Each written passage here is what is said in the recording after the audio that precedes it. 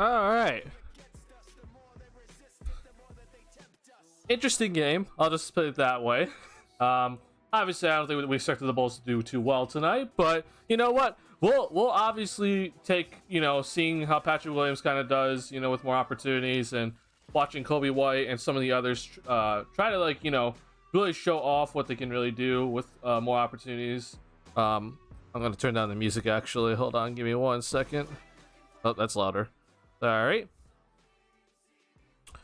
But it's probably not, this isn't really too much of a game that I would put too much emphasis on, obviously, because your three best players are out, and you're putting guys in roles that are definitely not what they're going to be doing in the season, right? But I do think that there are a few things that we should definitely talk about. Unfortunately, we do have to talk about the Bulls defense a little bit, because there are some miscues happening that I think are a little bit concerning. But overall, though, it's one of those preseason games that you can just kind of be like, you know what, it's whatever.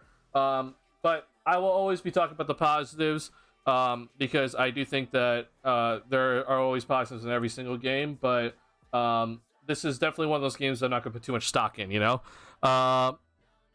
Let's see. What's going on, Sandberg? Let's see. Patrick Williams shot well, but he still frustrates me with the shots he takes. Money from three, though. I can understand where you're coming from. Kobe was awesome. Terry was oof. Yeah.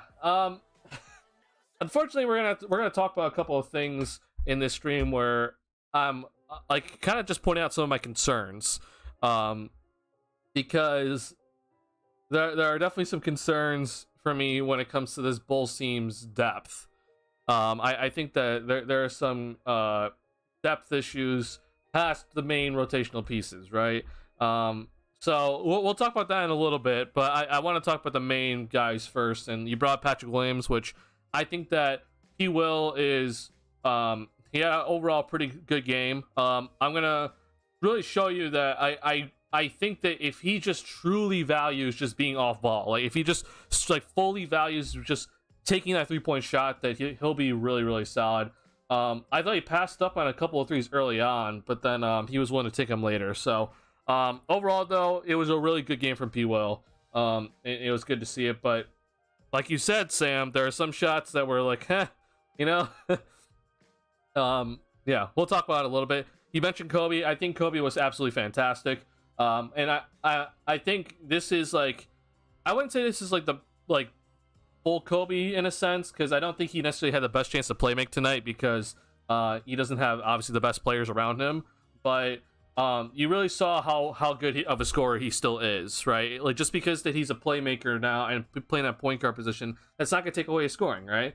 So that was really good. The main person that I was really happy with tonight was Io, because I was really interested to see how Io was going to play at the shooting guard spot, or just being next to Kobe in a sense, knowing that Kobe's going to have more on ball opportunities now because he is playing point. And Io, I thought, played fantastic, man. I have just been so impressed with Io's offensive rebounding, because we saw in the Denver game where I think he got 3 offensive rebounds. It might have only been 2, but Io was just going after the glass. So he had 2 offensive rebounds in this one, and then the biggest thing for me about Io from last year, where it just seemed like, last year was a bit of a struggle bus for him. The thing that I thought was missing from him last season was the transition game, because in his rookie year, we saw constantly with Io that he can push it, right? He can push the ball in transition, and he can finish. He's statistically one of the best guards finishing at the rim. But the thing was, last season is just he didn't seem like he was willing to push it as much. And this game, we saw him just absolutely fly out in transition and get opportunities, and it was awesome just to see. Unfortunately, he did not make a 3. He shot 1. I do want to see this number go up in a sense, but overall, though, just really good, because I like seeing everything in the paint for him. This is good. If you're not going to shoot the 3 ball, then you got to shoot the other shots in the paint. So this is, again, really, really solid from him. Julian Phillips can jump. Yeah, I have been impressed with Julian Phillips' his athleticism, his defensive rotations, which I was a little bit more concerned about his defensive rotations compared to his on-ball defense, but his defensive rotations have been very, very solid. I've been very impressed with him. He's guarding so many different guys at different sizes and different heights. So he's done such a great job. We'll talk about him in a little bit because I kind of have a little thing to kind of throw out there just to get you guys talking. They should have paired Kobe up more Bateem. Sorry, I'm always gonna say that wrong. It's Bateem. I don't know about that necessarily because I don't really think Bateem is gonna be ever playing with Kobe. I get where you're coming from though, because you would like to see Bateem as a shooter kind of play with the best playmaker on this, at least for tonight, you know. I get what you're kind of saying. I do think that Bateem could have maybe checked in a little bit earlier because I did not really that the second bench unit that Billy put out there was, you know, at least the guys that came off the bench, it was not good. That was not an overall good group of guys out there that are gonna actually perform well. So I thought maybe Billy could have put him in like in the first half, but he decided not to. So other than that though, I mean, I know because I do have a Bateem coming out, a Bateem video coming out soon. But the stuff that I'm seeing from him is good. It's good to see overall, but we all know he's going to be in the G League this year, so we're not going to see him, unfortunately, too much longer up here. How does Pat only get 2 rebounds? Yeah, love that tonight too. Offense looks confident. Yeah, so there's a couple of things with Pat that I do want to talk about. If you guys didn't, I don't know if you guys saw my Twitter, but I was arguing with a guy on Twitter tonight, and I was wrong. I'll admit I was wrong. But I've been adamant in saying, like, if you look at the game that he played against Milwaukee, right, where he's playing with the starters and he puts up, I think he shot 6 threes in that game, or maybe it was even more than that, right? And he just straight up was playing off ball the entire night, and he looked confident. He's doing catch and shoot threes or one dribble pull up threes, right?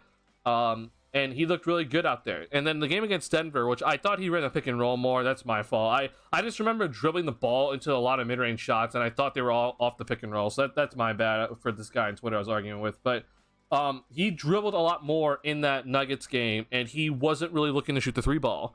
And in this game, obviously, he has to be like a focal point in the offense, right? But you can even tell in this game that like 8 of his first 10 points were basically off-ball opportunities, right? And with Pat, like, he has to start understanding, like, if even when like he starts to get more on-ball opportunities, that he can't necessarily just go back to what it might be his most comfort area, which is like that mid-range area, right? That he has to start either finishing better at the rim overall, right? Or he has to be willing to take some of these threes, because he took 5 threes tonight, and I honestly thought he could have taken 7 easily. If he just didn't hesitate on a couple. So it's stuff like this with Pat that I think he'll learn over time. Obviously, it's good to see him get on-ball reps just to kind of see what we got in him.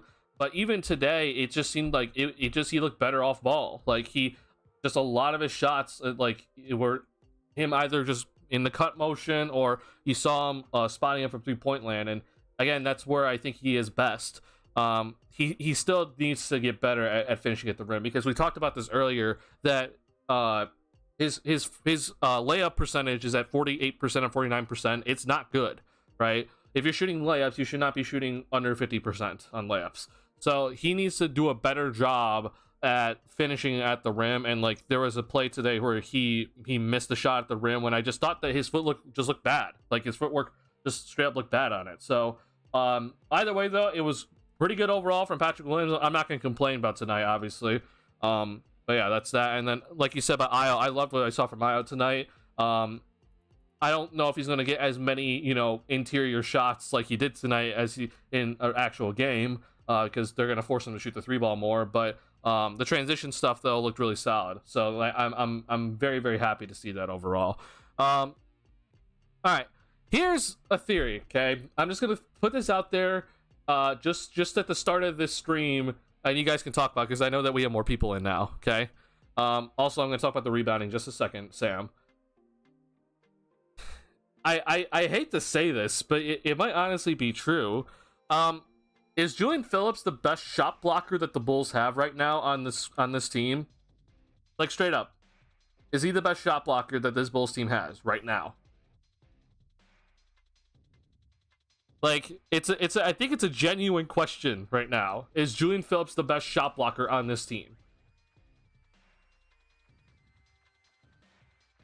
That doesn't mean interior, overall defense, because I do think that people need to understand, like, pick and roll defense and everything. It's like it's not all the same. Like, if I just say shot blocker, it's not always that doesn't mean like overall interior defender, right? Because there's different types of interior level of defense, but just in terms of pure shot blocking ability, is Julian Phillips the best shot blocker on this team right now? Can't name someone better. Yeah. It looks like it. Now that Derek Jones Jr. is gone, I'd say yes. Yeah, that's the thing. So this is still like one of the things with this Bulls team that it looks a little bit concerning is the shot blocking, but they've relied so heavily on their perimeter defense that I think that they know, like, oh, we don't have a shot blocker on the team. But if it kind of just like put me back down to earth with this squad about, like, if I'm saying that a rookie is the best shot blocker on this team and he's not even a center, like, that's a bit concerning. But overall, though, it's a good thing for Phillips, because I do think that he is a very good interior defender, and he's a good rotational defender, and he can very, very easily play the 4 in this game.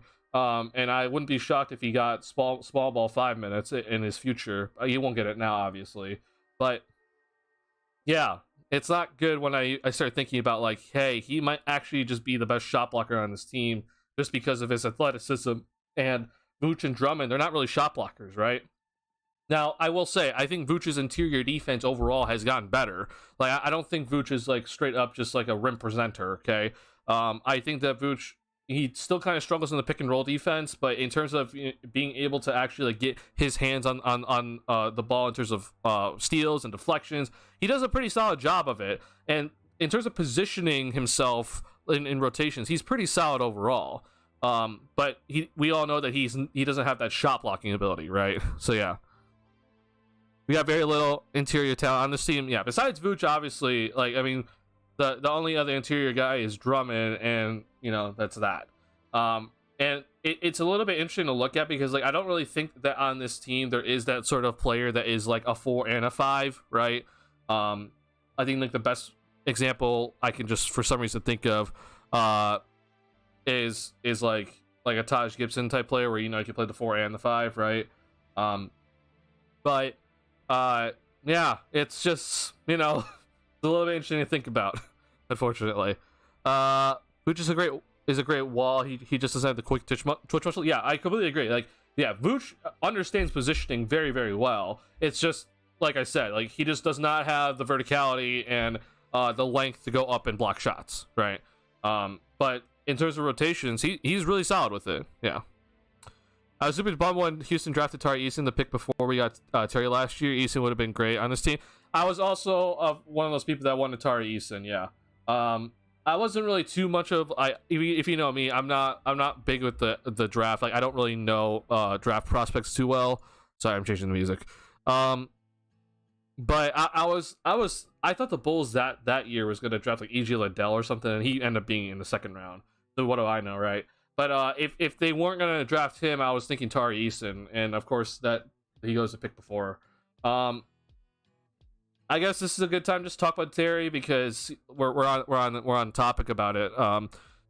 Like, this was a game. Like, here's the thing. I know that the starters were not playing, or at least the main guys were not playing tonight, but I was, like, very much looking forward to this game. Like, I always look forward to these types of games just to kind of see, like, okay, we're gonna get a lot of play for some of these guys that I know we're not gonna see them play a lot more for the rest of the year, right?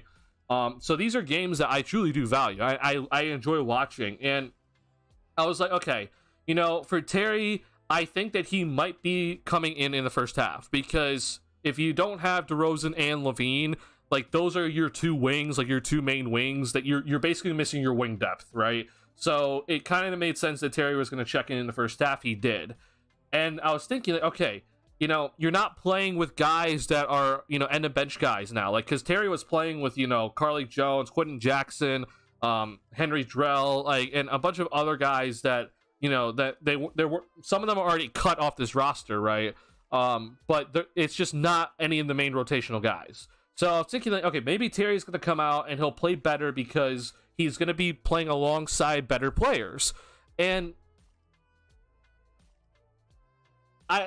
I've been a Dalen Terry defender since he was drafted. I've been a Dalen Terry defender when he was literally deemed as the player, like I guess it's like the first round pick that has played the least in like the last decade plus or something like that in terms of minutes in his rookie year. I was still defending him, and like I'm running out of things to defend him with at this point because I'm not happy with how he's looking. And it's not necessarily to me about like shots missed in a sense, because I thought that his like specifically his 3-point shot, like 3-point shots, I thought they were fine. I like one unfortunately was like end of shot clock violate, or end of the shot clock situation, because he was forced to shoot it and it was not his fault. But the other one I thought was in rhythm.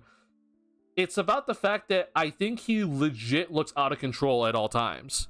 And I'm that's the part that's most concerning to me, because he's a player that we've talked about so much about his passing ability and his ability to get downhill and make like solid decisions with the basketball. And right now, I am not seeing that. And I'm also concerned about the fact that his finishing, which I praised him during last season. If you were here for my streams last season, I praised Dalen Terry about how I thought his finishing at the rim got better throughout the year. And you know, I knew he went down to the G League. I watched a little bit of his G League time, and not a lot. And then when he came back up and he had to play in like that Portland game when DeRozan and a bunch of other people were out against Portland, and the Bulls were missing a lot of players, and the Portland was also missing a lot of players. But Terry had to play in that game, and he played meaningful minutes, and I thought he played really well. I thought that he was doing a good job of working on his finishing at the rim, and that to me, it just looks like it's gone. Like all the work that he did to work on his finishing, it just seems like that went out the window, and that's the biggest concern. Because if that's actually the case, then like the one thing that I knew that he developed at is gone.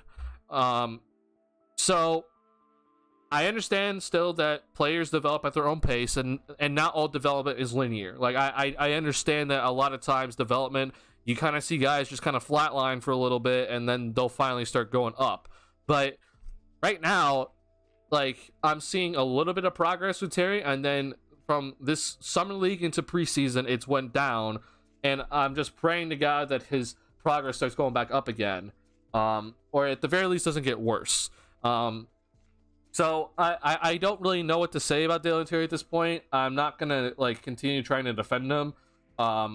I defended the pick by 8K because I the way I always look at drafts, and like I'm not an expert, right? But I always look at drafts as like it's either you draft the player with the most potential, right? Or in this case, it would be like draft the best player available. And I think with Terry, like I legit saw him and I'm like, I get why the front office picked him, because he seems like he has an extreme amount of potential in a sense that he can, you know, we talked about it. He can guard 1 through 4. He has an incredible wingspan. He seems like he can play well in transition. He's a good passer, and sees the floor really well for a wing player, right? But we all knew that his offense was going to be the problem, and that he would need to work on it tremendously. And like I don't necessarily think his defense is like gotten really bad, but it's not at the point where I was like, hey, like I thought you would come in and be like an elite defender, and he's not really there yet, right? So there's that part about his game that's kind of disappointing already, because that was his main thing, was defense. But then add on top of the fact that it seems like every part of his offensive game has gone downhill, it's concerning for sure. So you know, it's still year 2 for Terry. I'm not gonna be like freaking out about this in a sense, but I am definitely more on the concerned side for him, and I hope that moving forward that he's gonna really be able to figure out like, okay, if there's at least one thing I can like for sure do on the offensive end, I need to just work on that, right? And then add on top of that, like what's the one thing you can 100% do to score, right? I thought for him it was about finishing at the rim. Like if he can just be an elite finisher, then I know that he can be a threat cutting, right? So even though he won't be like, if he doesn't have a 3-point shot, I just know that if he is cutting hard to the basket and gets that ball and is going hard to the rim, I know he's gonna finish it, right? That's something, right? to me right now, there's nothing right now. That he doesn't have any of that right now, and that's really concerning. So it's something that we're gonna have to look into. I understand also sophomore slumps are a thing. So I hope that Terry's gonna, take this. I think he still needs to go down to the G League again, which I did not think would be the case this season. I said last year that I thought that he would not have to go down to the G League for this season. So I think now that he needs to go back down to the G League, and I just hope he works on his game like really, really, really, really hard. And gets to the point where I can start trusting him a little bit more with at least something, right? I just trust him. I want to be able to trust him with something. It doesn't have to be everything, right? I just want to see him at least progress in an area that I'm like, hey, I can trust you with this moving forward. So, yeah, it's a little bit concerning. But that's going to be where I end my Dalen Terry talk, because I could go on for hours, unfortunately. So if you guys have thoughts about Terry, go ahead and put it in the chat. I would love to hear your thoughts, because this was not very good, and I was really hoping he would rebound, because like he did not play well at the end of that Denver game on Thursday, right?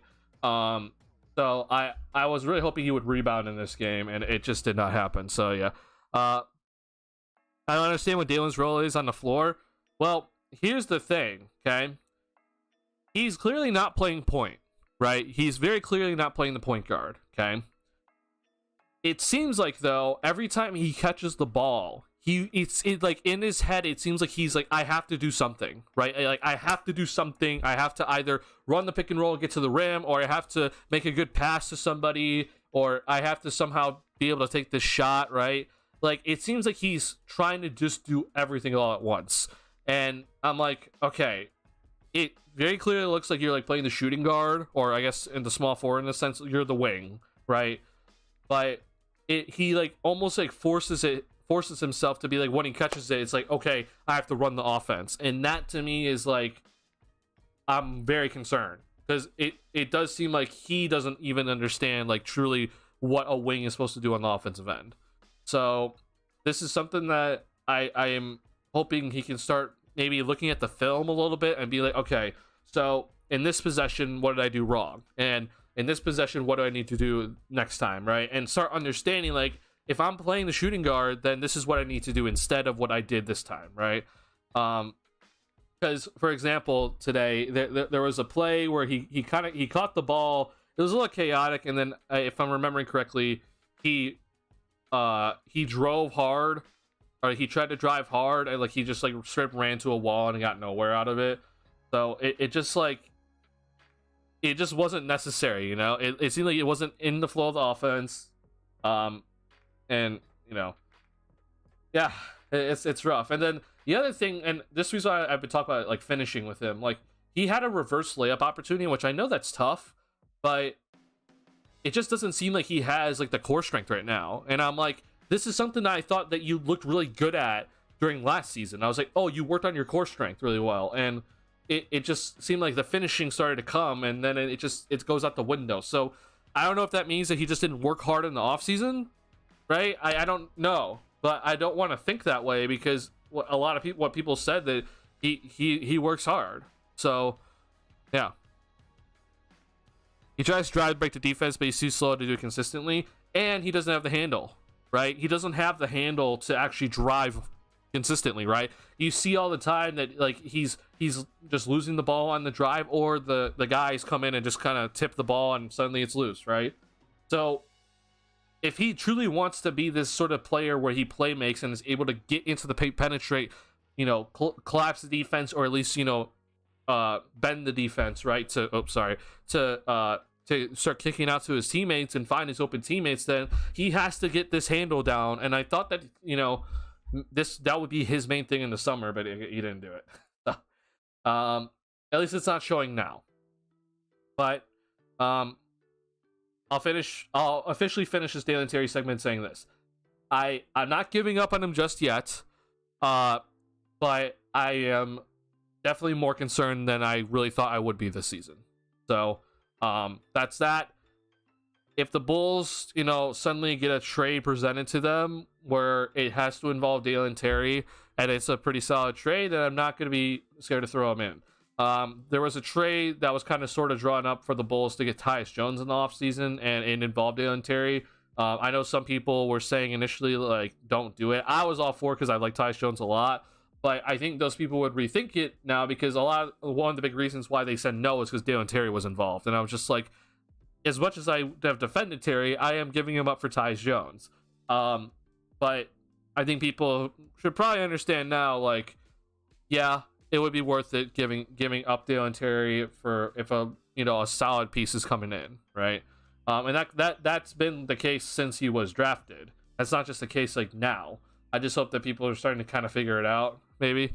What are your thoughts on Javon Carter so far? What's going on, Nan? Good to see you again. I think Javon Carter is honestly, he's playing to his role. I think that he is kind of getting screwed over in terms of who he's playing with. We have not seen Javon Carter play with Levine, DeRozan, and Vooch yet. Like, we have not seen him play yet with those three guys on the court with him. So I don't know what exactly it is that Billy Donovan is trying to do.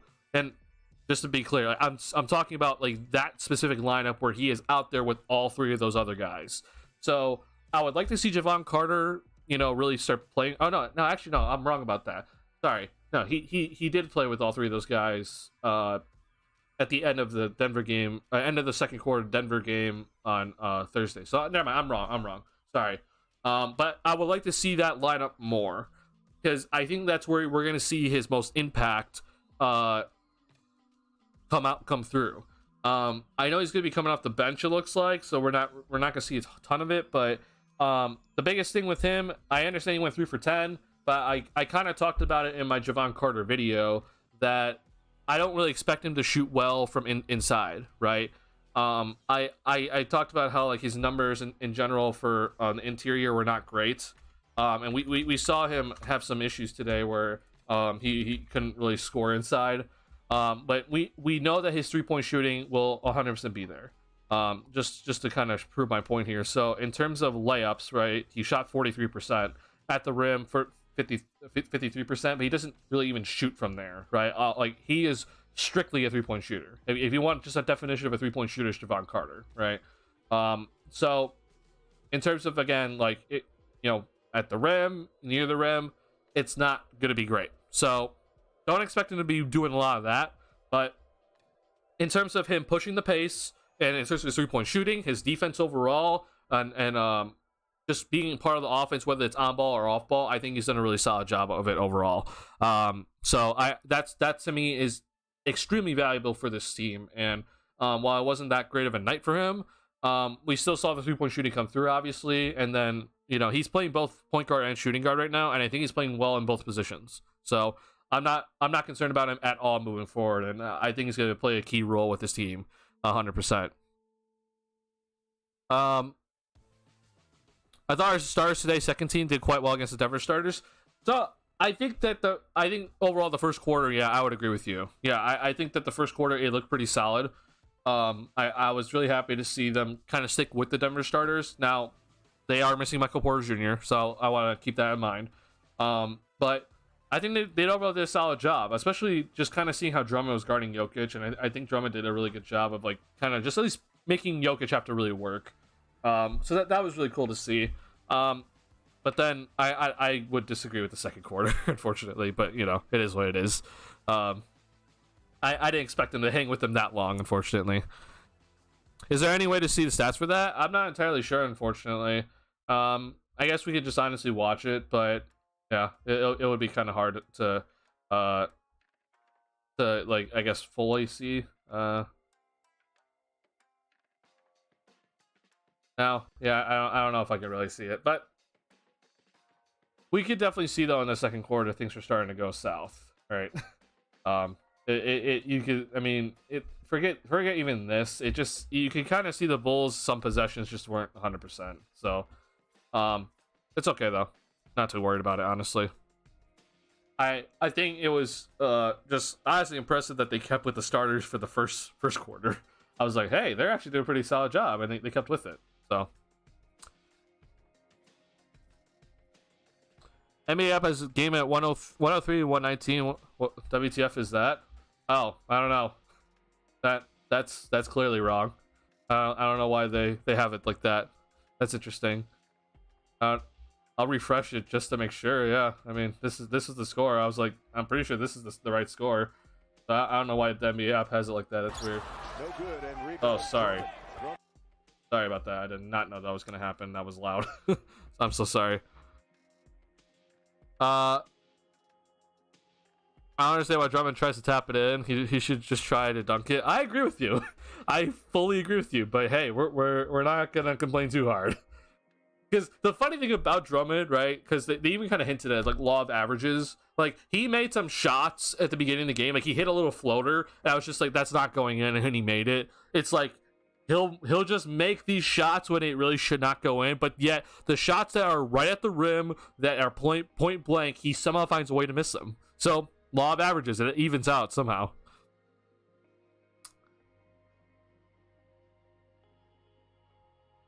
Pissed me off to the max that I had the over. Oh, I am so sorry. I'm so sorry for all you gambling people. I don't personally gamble. That's not something I'm not a big fan of it. So, but I am so sorry to all you people that do gamble and look to gamble. And if that worked out that way, then I truly am sorry. All right. There are a couple plays that I do want to show in the stream. I do want to kind of do like some sort of film breakdown a little bit, but I'm not going to get into it just yet. Just final thoughts, because I have not talked about every single player just yet here. I think that first off, just saying that lineup that we saw today start. Okay, so it's Kobe White, Ayo Dosunmu, Patrick Williams, Torrey Craig, and Andre Drummond. Okay. I won't be shocked if that's a lineup that we see kind of maybe running a second unit type lineup in the future in the season, right? I don't know how exactly that would work out, because that would require both LaVine and DeRozan to be on the bench at once.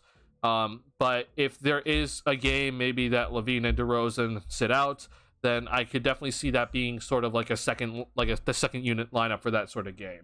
I do think that LaVine and DeRozan, one of them has to be out on the court at all times, no matter what.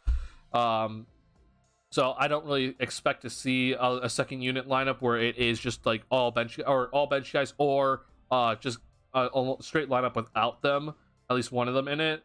But we could definitely see that, and I would not be upset with it. I think that lineup does give a lot of versatility. Obviously, Craig and Williams are pretty much, they can guard either position. And then I think, honestly, because of Ayo's length and then Kobe's height, I mean, that's a pretty switchable lineup out there, right? And Drummond is pretty mobile. So keep that in mind moving forward. Potentially seeing that lineup, because I think that was a test for Billy, just to kind of see how that lineup would play. And I think they overall played pretty well, considering that they're playing, against the starters and everything. Once again, I want to see Javon Carter at least with more of the starting unit moving forward. Obviously, that could not happen tonight because of guys resting, but I want to see Carter playing a little bit more of the starters moving forward, because I think that's going to be kind of where he shines through. Other guys that I was like, hey, not too bad from you. First off, Adama Sanogo got the backup big role tonight. So he was backing up Drummond mostly instead of Terry Taylor. And he, the thing about Sanogo, okay, I honestly, I talked about this a lot. I think he moves really, really well. I know that he is undersized, and so it would be best if he was mobile, and he is pretty overall mobile. He still needs to kind of work on some of the finishing, because he did miss some gimmies, in my opinion. Or at least in one of his post-up plays where he tried to do a jump hook, he looked off balance. So that's stuff that he obviously has to work on, but in terms of his mobility within the offense, he can really move, and I like seeing how he can either set a hard screen and go, or he can slip a screen pretty effectively and move really well. So this is something I'm going to be keeping an eye on with him. He's obviously on a two-way contract. He's not going to be getting many opportunities with this squad, hopefully, if there's no injuries, right? But yeah, this is a guy I'm definitely keeping my eye on. I don't exactly know what his future is with this squad, if any future with the squad, honestly, but I mean, I can definitely see him being a backup big in the future, but it might not be on the Bulls. It's gonna be interesting to see though, kind of who is the third string big, because right now it does seem like it is Terry Taylor, which I think that was kind of the idea. But I would not be shocked if we saw Torrey Craig as like the backup, like the third string center in a sense, because Billy Donovan likes to do that, right, and play all these like ridiculously small lineups. So Terry Taylor, while he is small, he is kind of more of like a traditional big and plays like one. I just won't be shocked if Torrey Craig is at the backup center, like the third string center. So we'll keep an eye on that. Carly Jones, not too much talk about him. Quentin Jackson didn't get much time. It was good to see Justin Lewis play again, just to be out there and playing again. But the team, because we did bring it up a little bit earlier, I'm definitely impressed. Okay, he came off of a pin down to the top of the key. He was off balance. I thought he got fouled on that 3-point shot. He made it. He seems to really understand the NBA flow of things. It doesn't seem like it's like too fast for him right now. I'm sure it is a little bit quick for him, because it like if you've watched it, it's not EuroLeague. I think it's Euro Cup, or if I'm not 100% sure what it is, but it's the league under the EuroLeague. They play slower, so he seems like he's adjusting to NBA tempo pretty well. So I'm very impressed with it. I'm sorry, the music stopped again. I don't know why. Oh, that. Sorry. So I'm overall pretty impressed. So I think this is the last time we're really going to see him in the preseason, because the starters are going to get a lot of the minutes moving forward now, just to kind of ramp up for the season. But I'm going to be paying attention to the team in the G League, and I'm going to have someone that I trust that is going to be also like paying a lot of attention to the Windy City Bulls, and I'm probably going to have him come onto this channel, either for a live stream or a video recording for a podcast, and kind of keep us up to date with like how the team is doing, because I'm not going to be watching every single Windy City Bulls game, obviously. So I do want the like sort of like inside info, or like the person that watches the most, right? So we'll be keeping track of him 100% on this channel moving forward. So this won't be the last time we talk about him, and obviously I'm gonna make a video on him in a little bit here. Funny out how both teams missed all those free throws at the end. Oh, the game is rigged. Hey, there's a script, right? There's always a script. I think Patrick should keep working on his footwork. He had some good moments today, especially the first floater. That first floater. I agree with you. Like I said, though, it's a lot about the footwork and making sure that he maximizes his dribbling, right? So footwork is key. He still needs to work on it. But yeah, positive signs overall. Just I think just comparison from the at least the last game for Patrick and then into this game. Like that last game, I was so upset. He only took 4 shots, obviously, which is a problem. Okay, that's a problem in itself.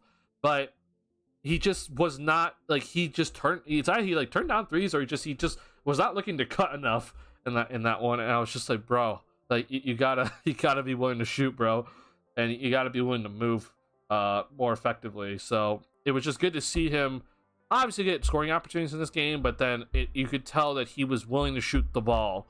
The biggest thing to me, shoot the ball, please. Every time, I don't care if a dude's there, shoot it, please. Sanogo feels like he is close to being a big ass. He isn't quite there, but it feels doable. I agree with you. I don't ever think he's going to be a starter in this league, unfortunately, but in terms of backup center, yeah, I could definitely see it.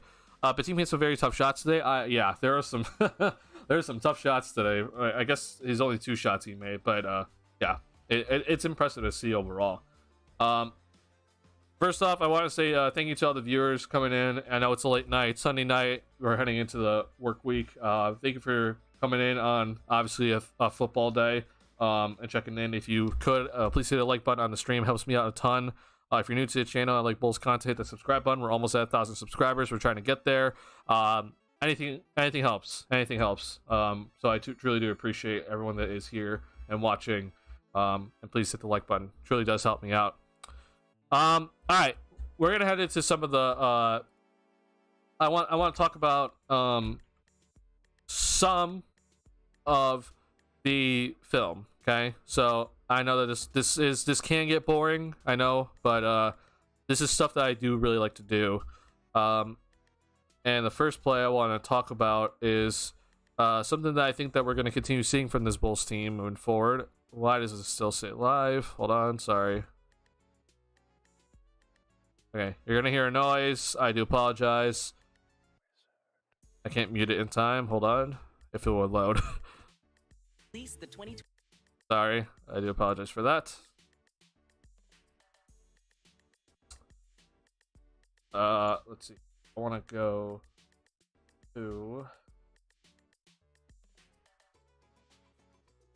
Was it this one? It might have been this one because this was one. This is one of Carter's threes, but I can never. I'm not 100% sure here. 141 for. So I broke down this play in my first video, okay, or like this very similar action in a sense, in my first video, because I think this is something that the Bulls could take advantage moving forward, especially for at least like players on the floor that I'm like, hey, that's probably not like the ideal type of lineup out there, and it's gonna be harder to create offense, right? I don't think this is it, unfortunately, because this looks like this is not it. Sorry, maybe no. Okay, I have to go back a little bit more. Hold on. Oh, that's beginning.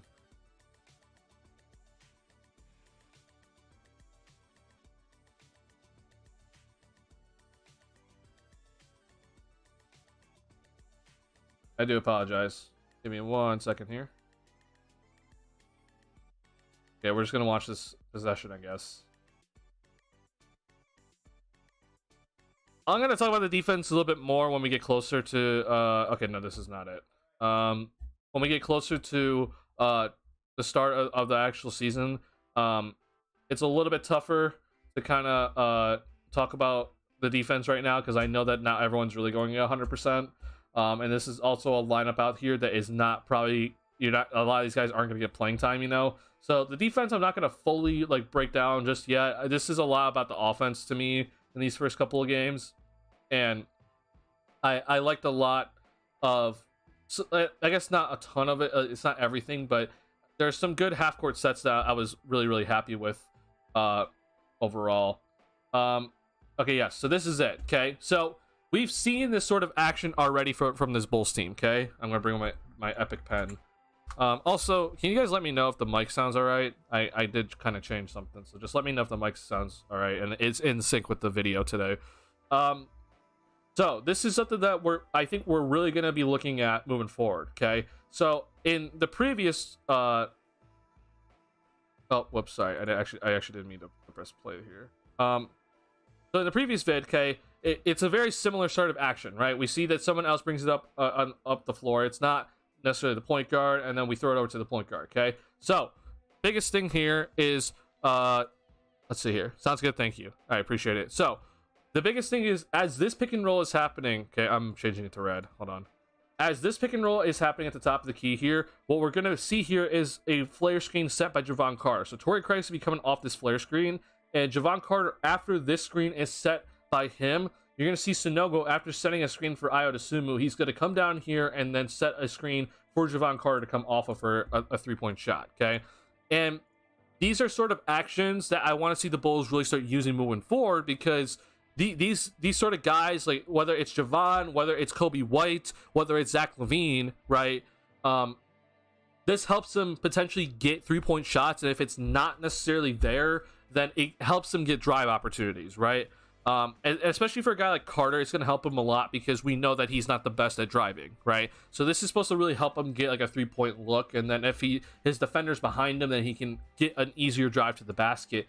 And this is exactly what we're looking for, right? This is executed really well, and Carter does a good job of taking that one extra dribble to get a little bit more space, and he's able to knock this three-point shot down. Like, this is stuff that I really like to see, especially from the second unit, which I do think is going to struggle a little bit more on the offensive end. But I would like to see this play run for the starters, because we have not seen the starters just yet kind of run that sort of play. So it's overall really good to see. There was that one lineup with zero offensive creation. I think it was Javon, Dalen Torrey, Phillips, Sonogo / Drummond. Yeah, that lineup out there had no creation, and it's not like a big, it's not like a big overall criticism I'm trying to throw at Carter specifically, because he is the point guard of that group. But it's very clear that that group just does not have any creation, right? So with Javon Carter, right, you have to understand that he is, like, in last year in Milwaukee, he is always playing with either Drew Holiday or Giannis on the floor, right? So he's never, in a sense, like the lead guard playmaker. So we should not be trusting Javon Carter to be playmaking at all with this team. And that lineup that you mentioned, Noel, is definitely a lineup that is not going to have any sort of playmaking whatsoever. So that's the reason why, when we talk about these plays, like, this is supposed to help create the open shots that don't require a guard to bend the defense, in a sense, right? This is the reason why these sort of plays are important to be, executed properly. Most about this loss, didn't play our stars, so we still stay within striking distance. So yeah, I don't know if I think you're not new, Zayover, but like, not necessarily like new to this season for me, but yeah, preseason is always about, it's all of a process over results. Okay, it's always about that when it comes to preseason for me. I like the Bulls lost that first game. I know they only put up 102 points, but I was like very, very happy with that first game. The second game for the Bulls, which they scored more than 102 points in 4 quarters, and it's like, hey, that the score looks better, but I was actually not feeling as good about the Bulls in that second game compared to the first game, right? Even though that they won. So to me, again, it's all about process over results with preseason, and obviously the Bulls don't play their stars tonight, so it's a little bit harder to always find the positives, in a sense. But we're still always going to be trying to find things even when the starters are not out there, right? So that's what we're always going to be trying to figure it out. Oh yeah, Patrick Williams also had some good read and passes which impressed me today. He did that, yeah. And we'll get to Pat in just a little bit here. I couldn't watch the game today. Was this sorry,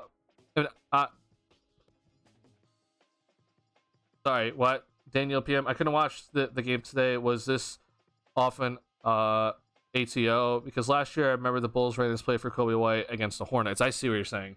Not necessarily. I think this is more of like a set play that the Bulls do have, right? Like, this is something that, like, the Bulls are kind of just ready to always like do, but it's you see it a lot either with Kobe so far. Like, Kobe's been the main guy, and then we've seen it with Javon so far. So I would expect Levine, others, to get the same opportunity, because these guys really need to be able to get shots off quickly at the 3-point line, because that's important moving forward. Okay, so we're gonna go through what I think a lot of people want to talk about with this. Okay, so Patrick Williams had a very good game today overall, but I just want to point out a couple of things that I'm gonna nitpick, unfortunately. But so a lot of Patrick's game, okay, it's a lot. It's like a lot about him making sure where, like, he understands where he is on the floor. Okay, so the first play, which I seriously wish that I really wish that the NBA would like put in all the plays like they do in the regular season, but we're not going to get that, unfortunately, in this in preseason. But we're gonna watch a lot of what Patrick Williams does in this game, because it is important to kind of note what he's doing. And like I said, I liked a lot what he did in this one, compared to the last game against the Nuggets. So this is a pick and roll. I'm really not in favor of this when the starters are out there, right? To me, if DeRozan and Levine are out there, there's no reason for Pat to be running the pick and roll. He should be the shooter. But if he's in the second unit, I'm fine with this, okay? This is a pretty overall solid pick and roll. Now, to me, the biggest part about Pat moving forward is that he needs to drive this and lay it up, okay? He needs to just go ahead and just lay this up and in and somehow figure it out. But for some reason, he does like the Steve Nash little, like, I'm going to drive through and go under the basket, and then I'm going to pull back out. I like the fact that he did take that extra step in and did not shoot the mid-range shot. But overall, though, it's pretty solid, right? That's a good overall look. Again, he needs to work on being able just to finish that immediately, right? He got the step on Jokic. So if you get the step on Jokic, then there's not really a shot blocker there. You gotta be able to finish that, right? But his next plays that I was really, really happy with Pat. Okay, so we're gonna move to 8:30 here. Okay, where is Sorry, YouTube TV has been slower than usual, and I don't know why, and I'm a little upset with it.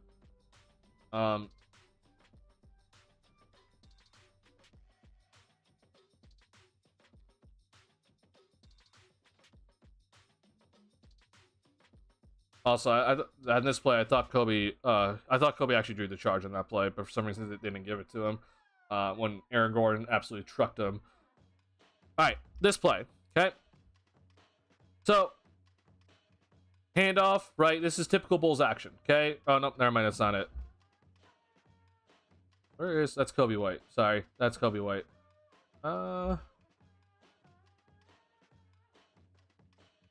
Sorry, changing music.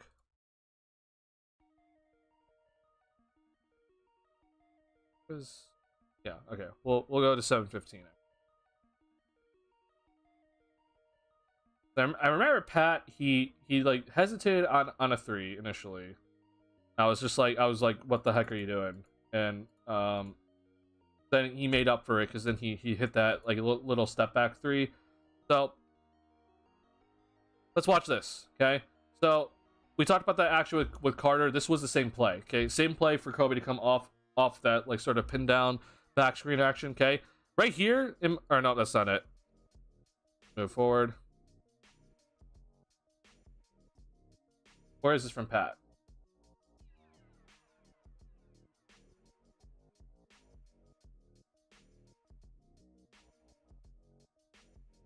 So right here, okay, like I understand he's making this extra pass, but I was like, you can shoot this. Like if Pat shot that, I would have been totally fine.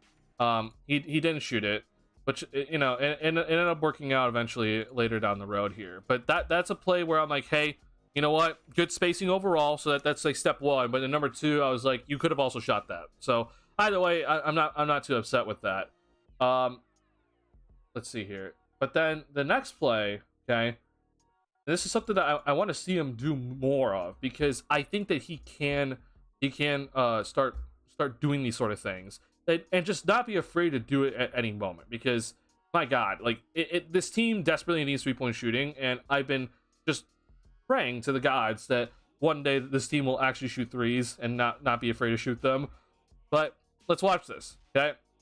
So we talked about this sort of action, right? Where we see Drummond come up, set a screen, and then Terry went through back cuts, okay? And then as this is all happening, Patrick Williams comes down here, sets a screen, and Terry comes up, okay? So nothing really worked out in that play. We then throw the post to Drummond for whatever reason, but then right here, shoot it, right? Good. This is great. He made it. He made the three, okay? This is really good. And then, where was it? This play here, I think. 4:51.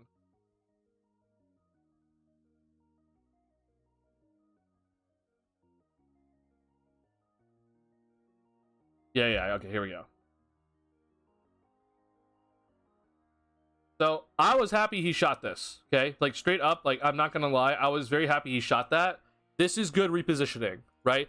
We talk about this all the time with Pat. Like if he's gonna be like if he like catches the ball sometimes and like think about this also in like catching like and he just catches it and like swings it, like it's all about him understanding, okay, I've just made this pass, where can I move then in the next spot? Or this is off an offensive rebound, okay? How can I get easy opportunities without having to run a play, right? Because he missed the 3-point shot, they got the offensive rebound. He then understood, hey, all right, threw it back out. I need to run to the basket. This is good. Like this is how you get shots without running a play for Pat, without having to like use him as a focal point in the offense, right? This is how Pat can understand and think about, hey, I can get this shot like right now, right? This is stuff that I think that moving forward that we need to see from him, and I think that we're seeing at least some sort of growth because it's not consistent in every game so far, but we're at least starting to see him like sort of understanding, hey, this is a good idea moving forward if I do this sort of thing. Let's see here. 632. We looked at 632, right?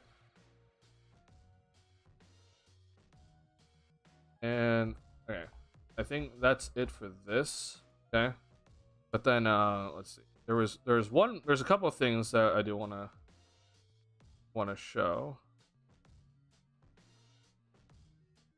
5:15 second quarter. Okay. Oh, we gotta move.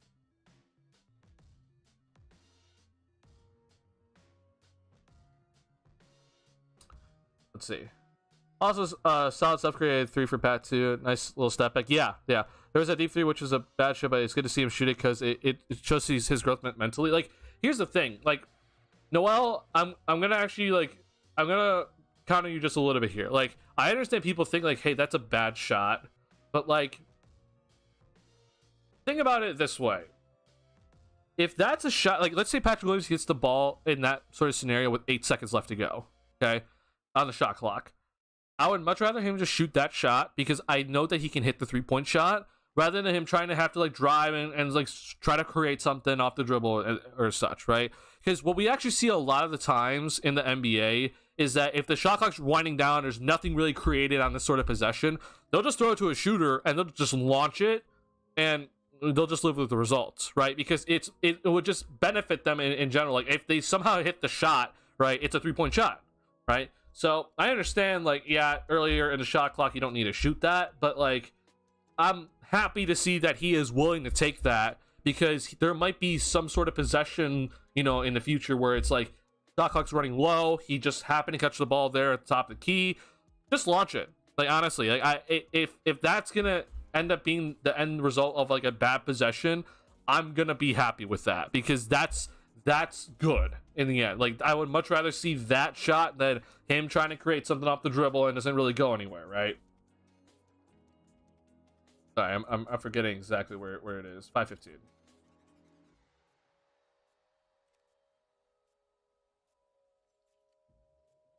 Sorry, man. I'm not very happy with how YouTube TV is working out here. Okay. All right, pick and roll here. Pick and roll opportunity, and throws it over to Kobe White. This is good. Like this, really solid. Where is Pat in? Okay, and then that's Kobe White. I thought Pat had one more opportunity in the Oh, you know what? I'm thinking the third quarter because I know exactly what I'm thinking about in the third quarter. So Pat had a shot in the third quarter that I was like, hey, this is really good, and it was exactly this play. 10:43.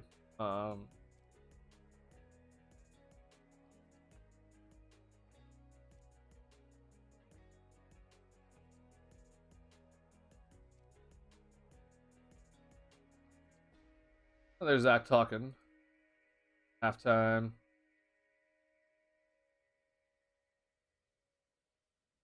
Sorry this is taking so long. I truly do apologize. I'm not happy with how long this is taking. It's too long for me to search.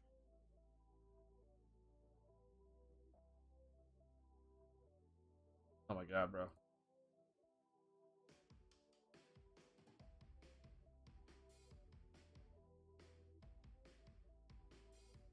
Okay, here we go. So it was pick and roll, top of the key, Kobe White come through, okay? Better spacing, right? This is good spacing, okay? I talked about in my past video about how spacing needs to be better in just little things. I'm not going to complain too much about the spacing today because again, it's not the exact lineup out there that we're going to be looking at. But the biggest thing for me is that Torrey Craig is 100% like in the corner, right? Like the last thing I want to see from Torrey Craig in this sort of scenario is him coming up here, because this is going to allow his defender to come over and help on this sort of pick and roll play. We don't need Torrey Craig to come over here, right? Stay there, keep your man occupied in this corner. So this is overall good.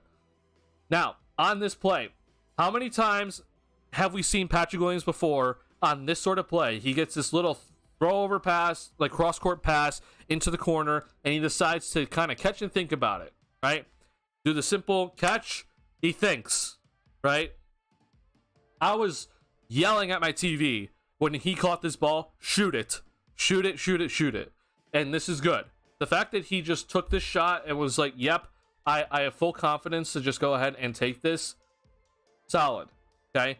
He needs to do this every single time moving forward. If there is that sort of play happening for him where he gets that ball and just catches it and goes ahead and just, you know, there's a guy in front of him that's not really there, that's like sort of closing out to him, launch it, please. Don't think about faking the shot and driving. There's no reason for you to do that when you're the best three-point shooter on this team, okay? Even if Aaron Gordon was like getting a hand in his face in that sort of scenario, shoot it. Like, straight up, just shoot it. Every time, shoot it. Because this is how you maximize your efficiency. This is how when you're playing with DeRozan, Levine, Vooch, okay, this is how you score or end up averaging 13 points per game next to them or 14 points per game next to them, right? It's because when you take those shots that are efficient, right, and the amount of shots that you're going to get, which is not going to be a lot, you take the most efficient shots, you're going to score more points in those shots. So this is, to me, one of the biggest things that I was looking at today. I was like, hey, if he gets this opportunity, just shoot it, okay? And he got it and straight up launched it, which was awesome to see. He would always step out of bounds. Yeah, and that's part of it, right? It's like that's part of the problem. It's like if you would just shoot it, then we wouldn't have to worry about the turnover in a sense. But part of it, stepping out of bounds, like I've advocated that the court on the sidelines need to lengthen it about like 6 inches in my opinion, because people's foot just keeps stepping out of bounds. But it's also just indecision, right? The reason why he would step out of bounds a good amount of time is just because indecision, or the other thing that would happen is that he would travel, right? He would get called for traveling because he didn't know what to do. It honestly, in my opinion, just like if he was just told, hey, if you get this opportunity like that every single time and you just shot it every time, and you don't have to think about driving, just shoot it, I think he would be a lot better in terms of those scenarios. No more catching the thing, just shoot the ball, right?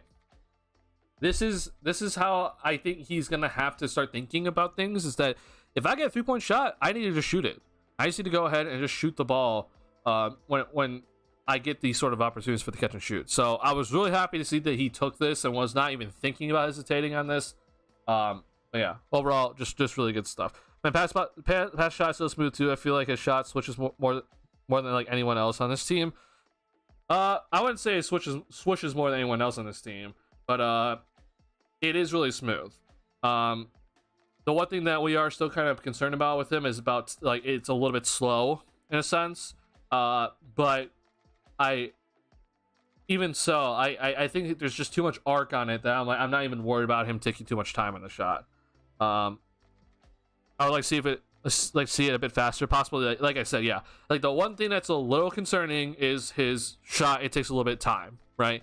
But because of his arc on it, I'm not really too concerned about it. So it's about just continue to do this, confidence, right? So overall, good stuff. Now I do want to point out one thing. Okay, I have talked about this a little bit in terms of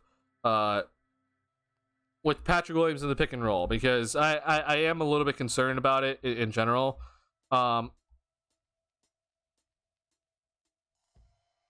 Sorry, hold on. Trying to find it because no. Sorry.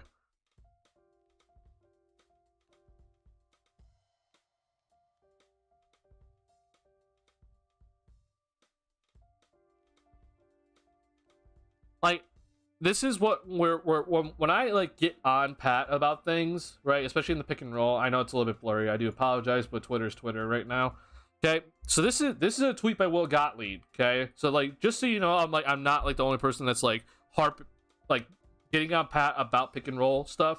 Like, let's watch. Okay, pick and roll top the key for Drummond. Okay, and I get it. Like, I get this pass. Like, I understand, but it's what Will said, right? It's this opportunity here off the nice lefty pass. Want to see him snake into the lane, attack a bit more rather than passing out at the free throw line. Okay, and the reason why is because what he said with the Drummond spacing, right? Like, part of this is if Pat's willing to just get in here a little bit more and actually get like a step in the paint, right? And Drummond's rolling alongside him, then Gordon or whoever this is, I think this is Gordon, has to like full out commit, right? Like, he has to full out commit to this defense, and then you throw it out to Kobe. Okay, like this is the part with Pat that like the part that I'm more concerned about is like when he gets in this sort of spot with the pick and roll, it just doesn't seem like he's confident enough to like go all the way, or at least try to get into the paint, right? Because then there was another play today.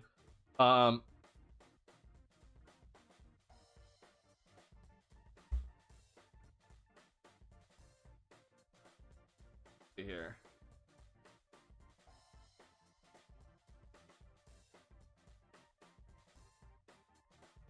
So that's his miss. I'm trying to he had like a turnover today that I was a little bit concerned about, but honestly, we'll just have to worry about it later. But so there was a play with Pat where um he ran the pick and roll with Drummond. It was in the third quarter. I know it was. And it just straight up like he like fell down, right? And I was like, this is the part where I'm like, I'm so concerned with Pat. Like he's like we've talked about this on Stan. Like it's his footwork has to get cleaned up in a sense. Like it's not like I'm seeing some improvements with them in terms of understanding like in his vision, but his footwork is going to be the next part that actually helps him either get to the basket and finish or fully penetrate the defense and draw in the defense and make him commit to a defensive rotation and then pass it out, right? Um, right now, though, like I understand that people are saying like, well, we need to get him these sort of reps, and that's not what I just don't think that we really need to do that right now. Like I understand that like maybe second unit reps, but when it comes to the first unit, like I said, off ball, being the 3-point shooter, being the guy that cuts and spaces the floor properly. That's all it's about with Pat. And I do think that that's going to be something that moving forward we're going to have to be paying attention to, because that's going to play a critical role with this team overall. But for his own personal growth, he needs to be working on it on the sidelines, right, or off the court and in the off season of how he can fully maximize his pick and roll opportunity. Because I showed you the one from Will Gottlieb like right there. I'm not exactly sure where this one in the third quarter is specifically, because I remember this vividly, but I'm blanking on what happened. So I think this is a post up play. I did not exactly like this, but it is what it is. Yeah, I'll either make it into a video or we'll talk about it at a different. We'll just move on from it. But yeah, it's gonna be something we'll keep track of to see how many pick and roll opportunities Pat does actually get. I don't think it's gonna be a lot. I don't think he should really get that many, but who knows, honestly. But like I said, though, 8 of his first 10 points this game were off ball opportunities.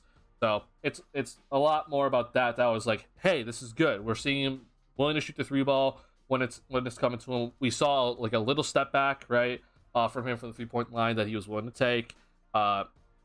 Good stuff overall from Pat. So there's that. Now I want to talk quickly, if I could. Was it this? I'm not. Oh my god, I'm blanking on where I was like so happy with where. Oh my god, was it third quarter?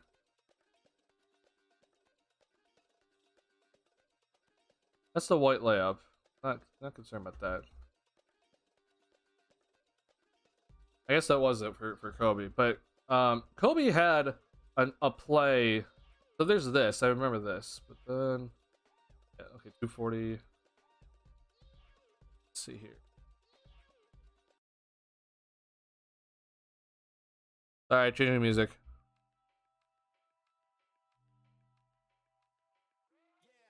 He needs to learn marketing mentality, just take a shot, not caring about it, goes in or not. Yeah, I guess you could say that. For that play, I think with Vooch instead it would be more effective.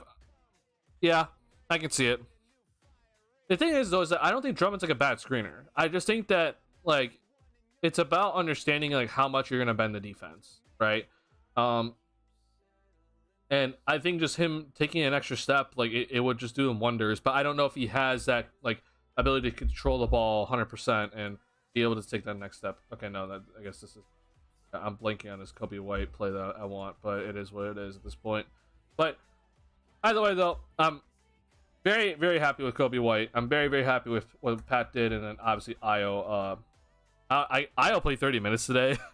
I don't exactly know what Billy Donovan's thinking. Oh, sorry, this is only it's only third quarter, but or second quarter. But yeah, Io played 30 minutes today, so he got his work cut out, or put in for a while. So we know Io won't be playing 30 minutes probably for many games this season, unless he goes to the starting lineup, which I don't think he will. So he got his big run tonight, and that's probably won't happen moving forward with Io.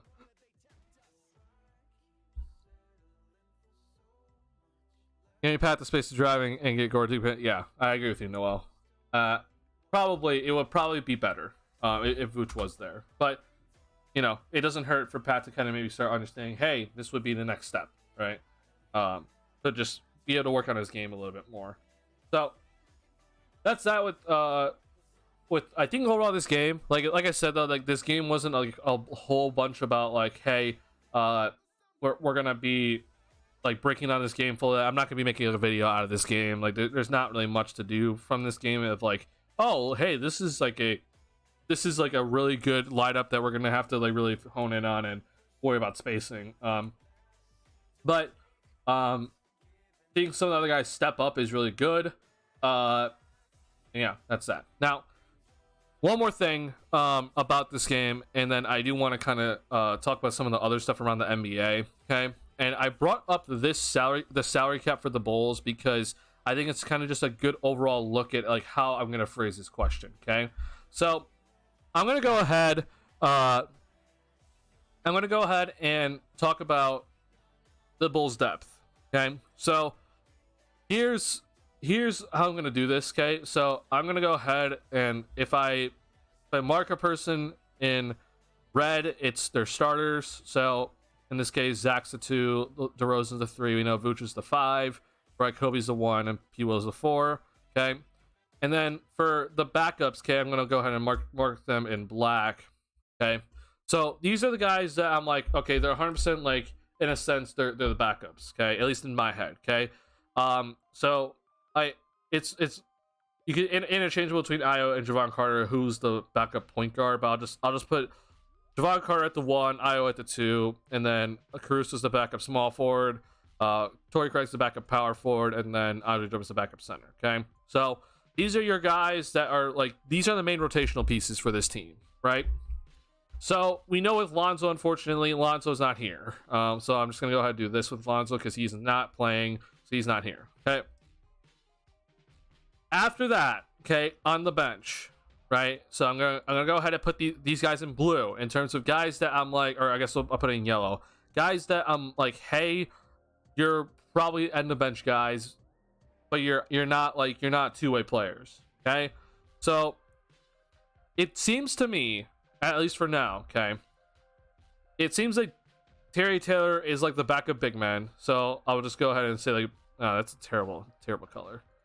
We'll just do blue.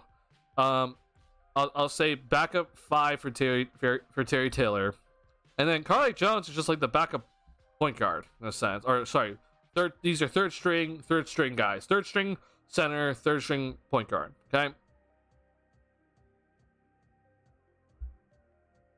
I'm marking green guys that I think are going down to the G League.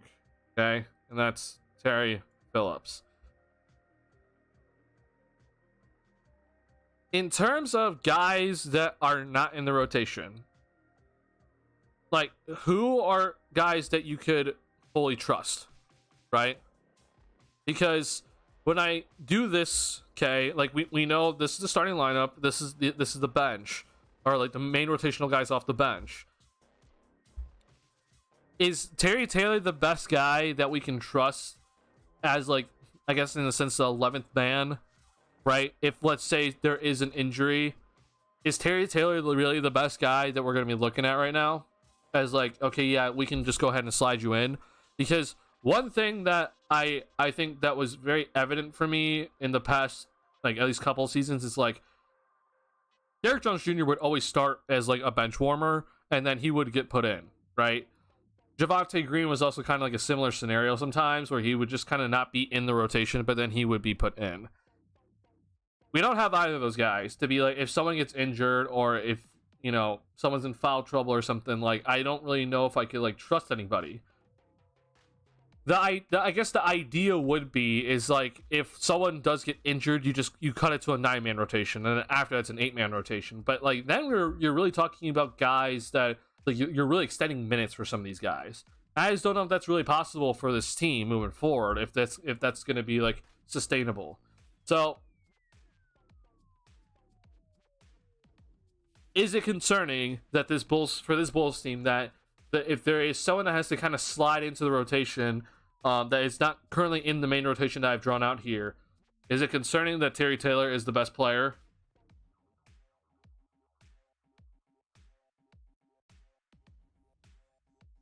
Because one thing that I've been the one thing that I was like looking forward to in this preseason, okay, and I always do this in every preseason, right?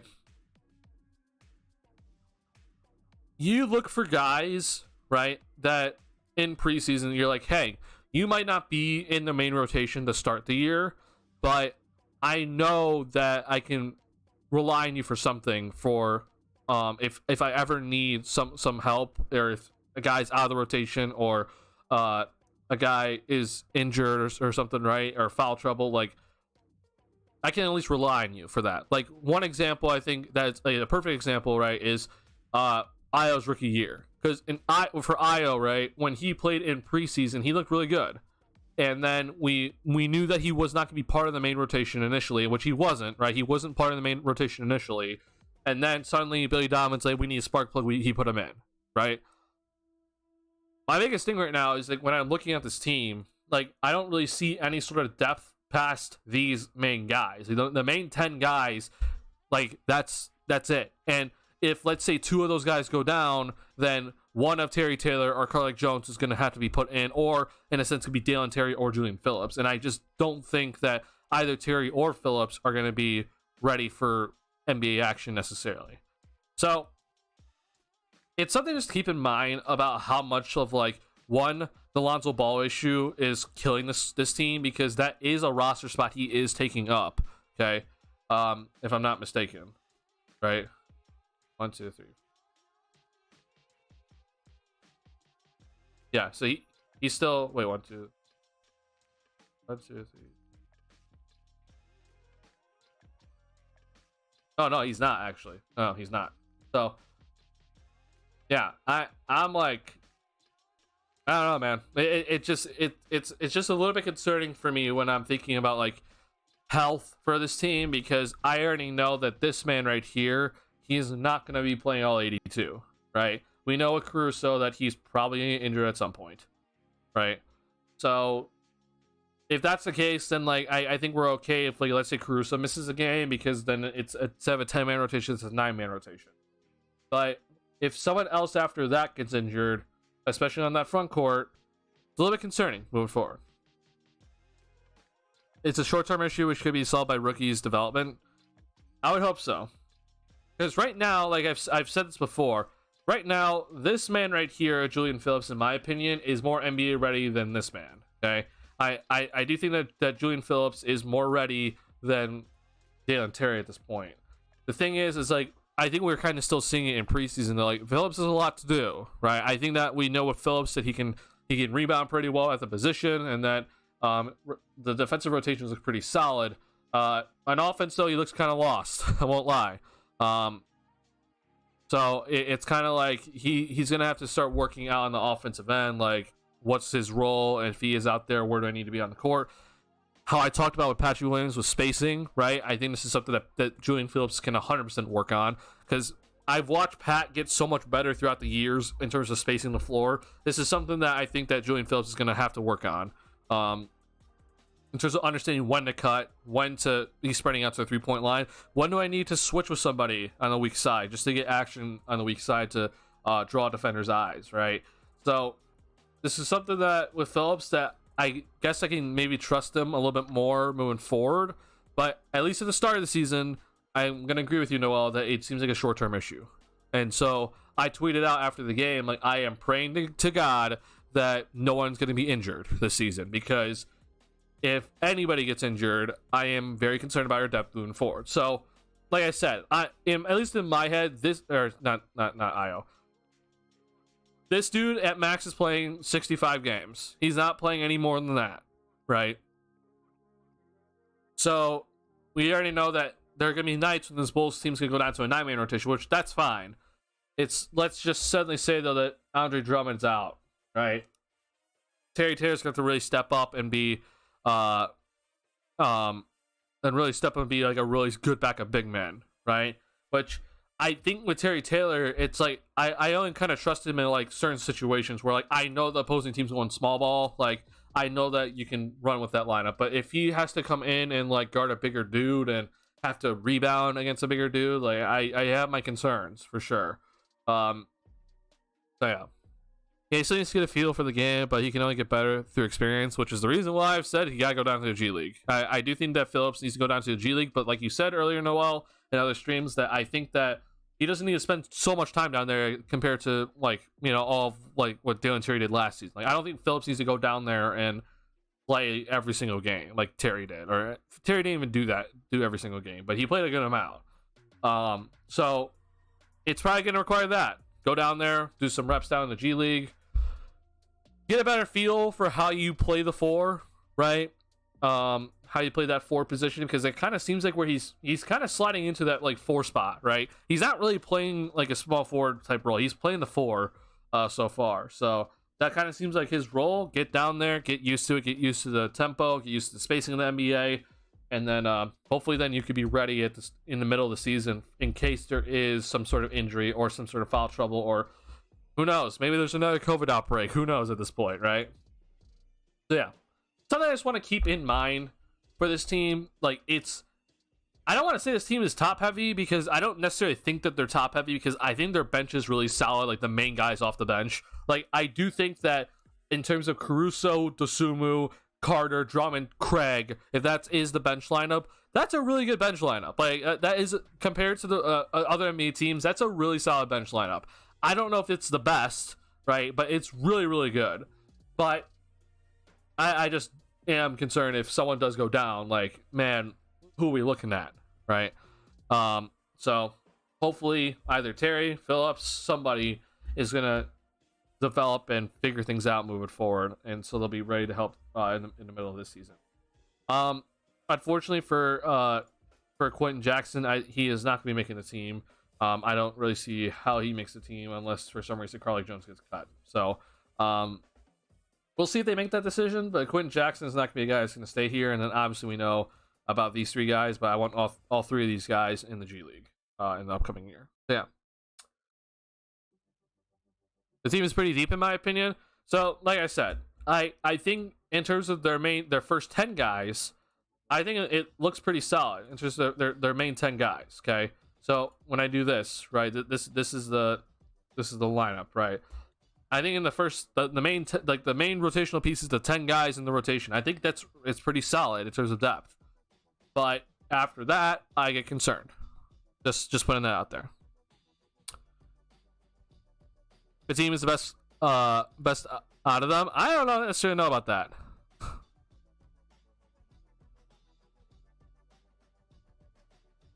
I will say that I do think that as much as I'm saying like I am concerned about Terry Taylor in a sense, I do think that he's better than Batum.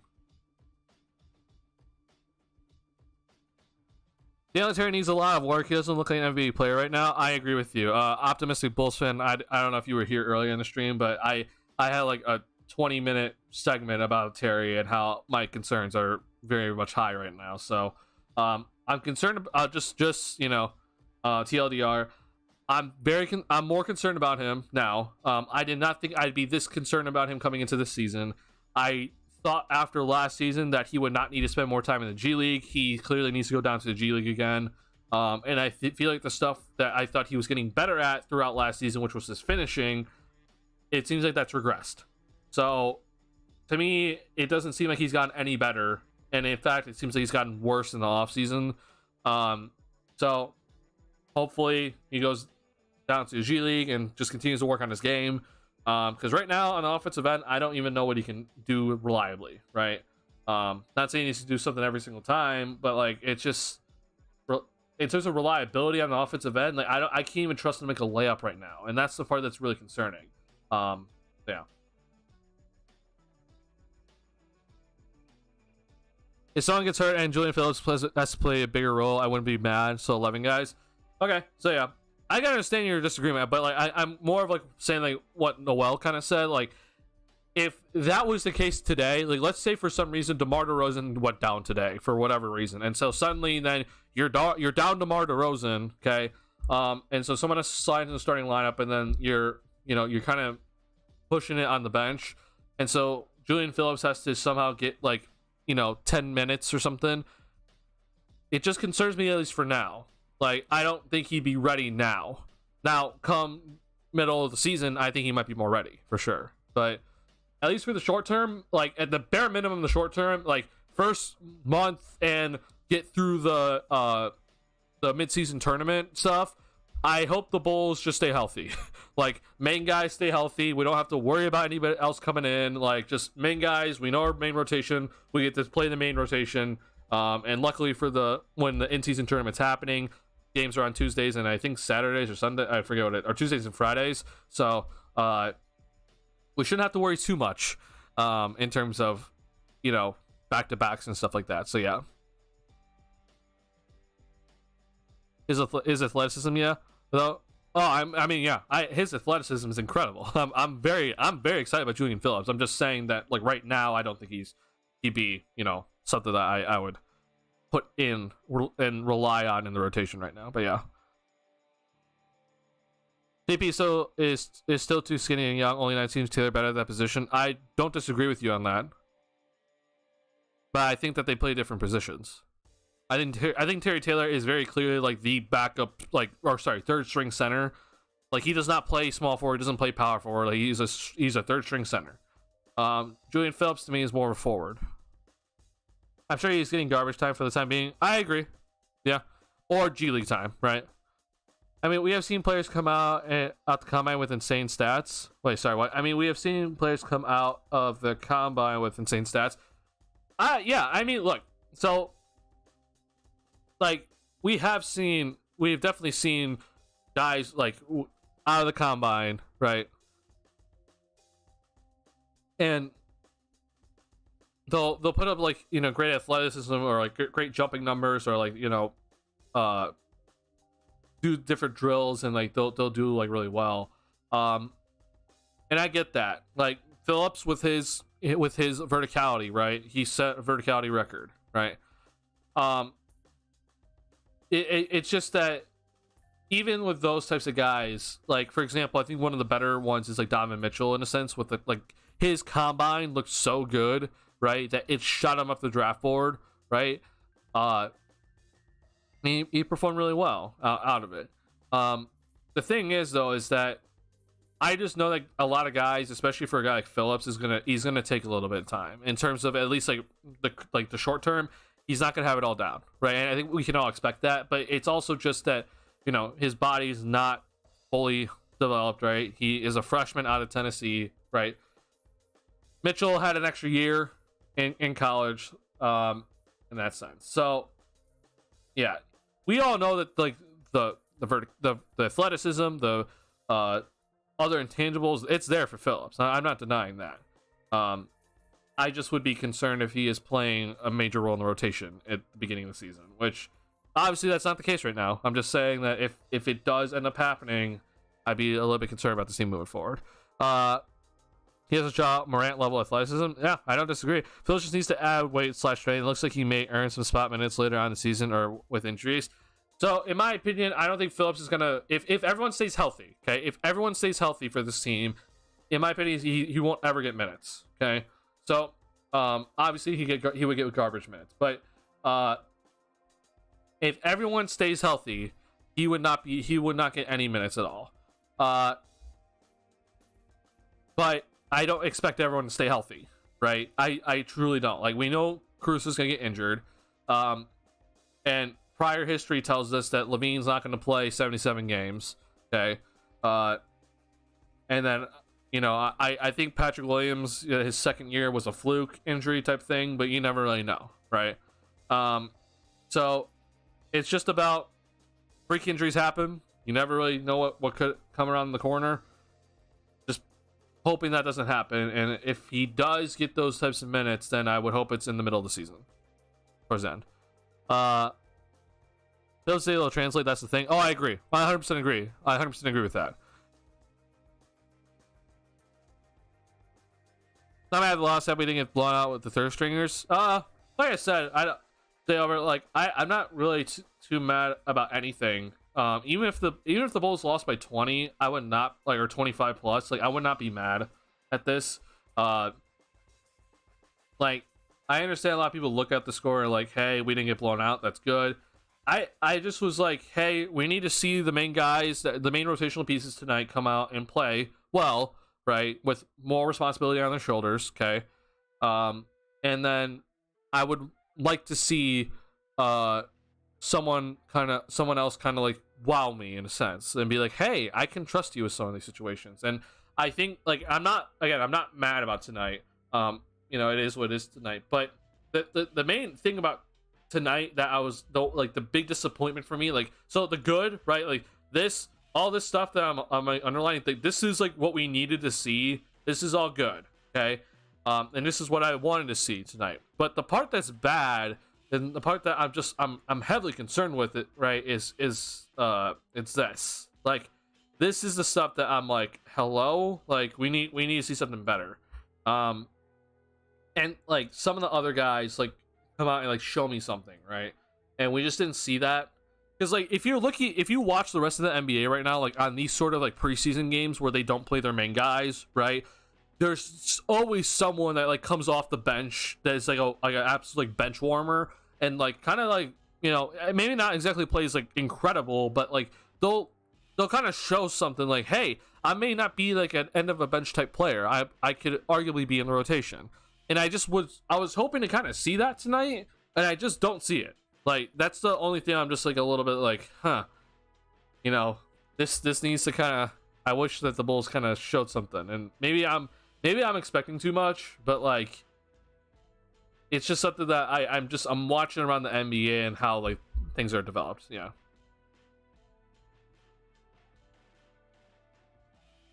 The thing that's concerning with Dalen is that I can't even think of a comp of his game. I can't say his ceiling is like player A. I agree with you. Julian Strother, yeah, that's a good example. For Miami, his name is like Kane or something. I don't exactly know his first name, but like that dude is like balling out. Like, it's just kind of like, hey, like, that's cool. Oh my god, the rookie for the Golden State Warriors. My god, I'm blanking on his name. Sorry, I apologize. I'm on the Warriors roster, and this is the Bulls team. Brandon Pajimski. Sorry, Brandon Pajimski. He's impressed me. Like, this is the stuff that I'm like talking about, So yeah, that's that.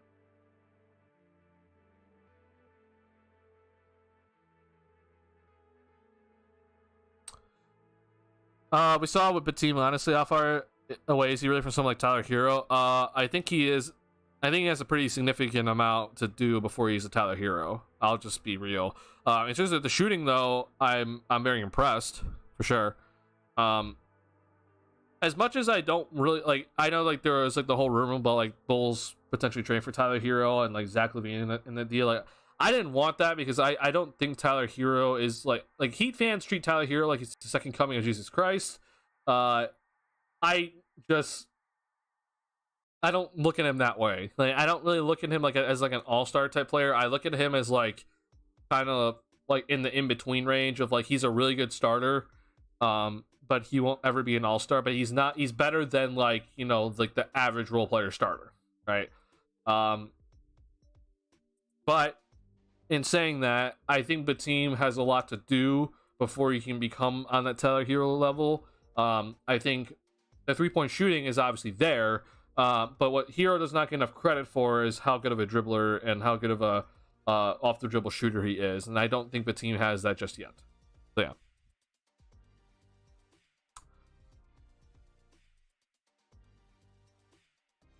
Jackson, it was Brandon Pajimski. That's who I was really impressed with the Warriors when I was watching them. So yeah, it's a really good six-man. I mean, I guess Tyler Hero as a six-man would probably be like the most ideal situation, right? But I also am aware like he has starter capabilities. So like I guess like think Lou Williams in a sense, right? Lou Williams could start on a lot of teams, and yet he would come off the bench, and that was probably his.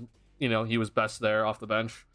So yeah, I guess I can see what you're saying, but I mean, for Miami though specifically, like they need Tyler Hero to like actually start and like play really well. Like that's not it's not gonna fly for them if Tyler Hero's coming off the bench again. That's just not gonna work.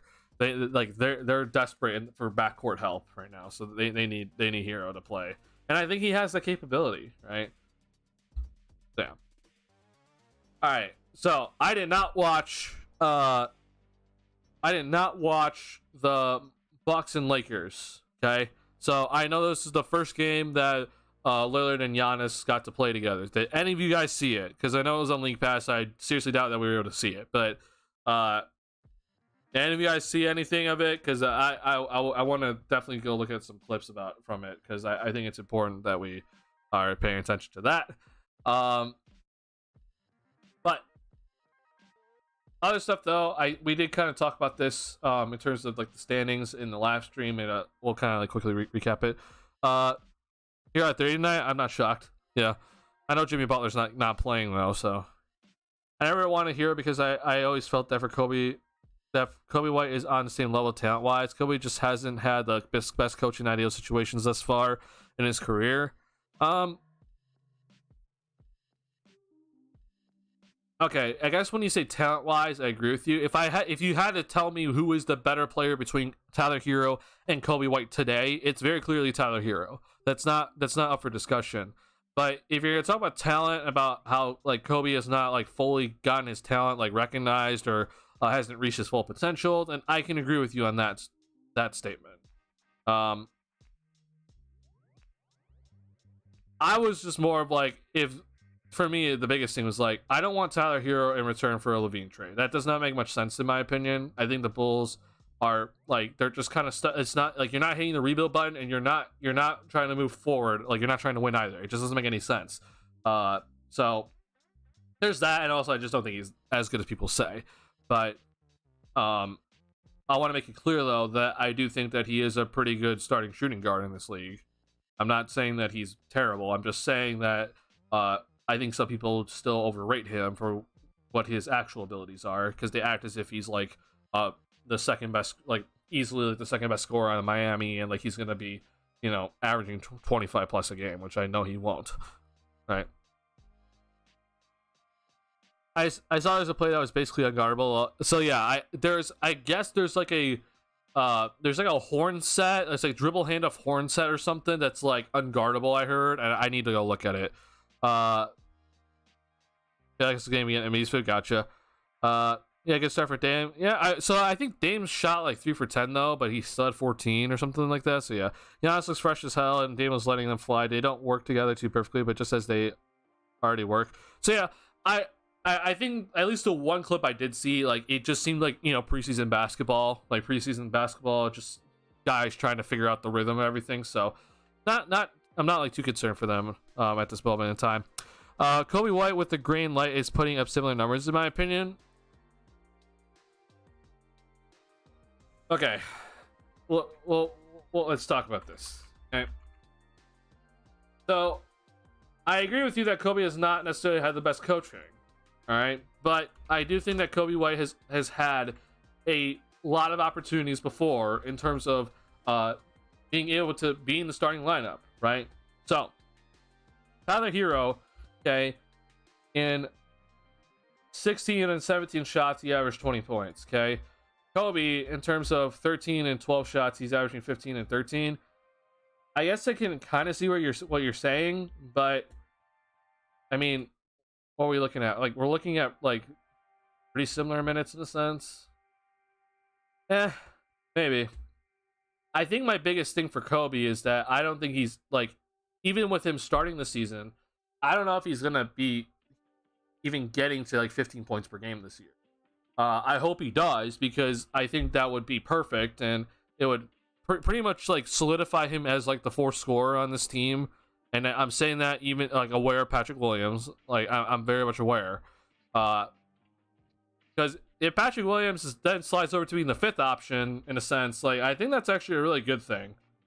But I don't know if he's even gonna get that. And even if, let's say, like he was kind of put in like the Tyler Hero role, where he's like, he's coming off the bench a lot, he's like leading the second unit. I don't know if he puts up these numbers that Tyler does, but I can see him like getting like 15, 16 points per game in a sense. So yeah, you might have an argument. But at least for now, though, I think it's pretty clear that this is the better player right now. This player could get there, but it's not. He's not there yet, right? And I'm not saying that means in terms of his skill wise he's not there yet. I'm talking about in terms of his consistency, because that's the one thing with Kobe that has not been there, has been the consistency aspect. He can go off on games. He can put up 30 any night. I can fully believe that, but then there are games where he pretty much kind of disappears, right? So he has a skill. I'm more worried about the consistency aspect of it.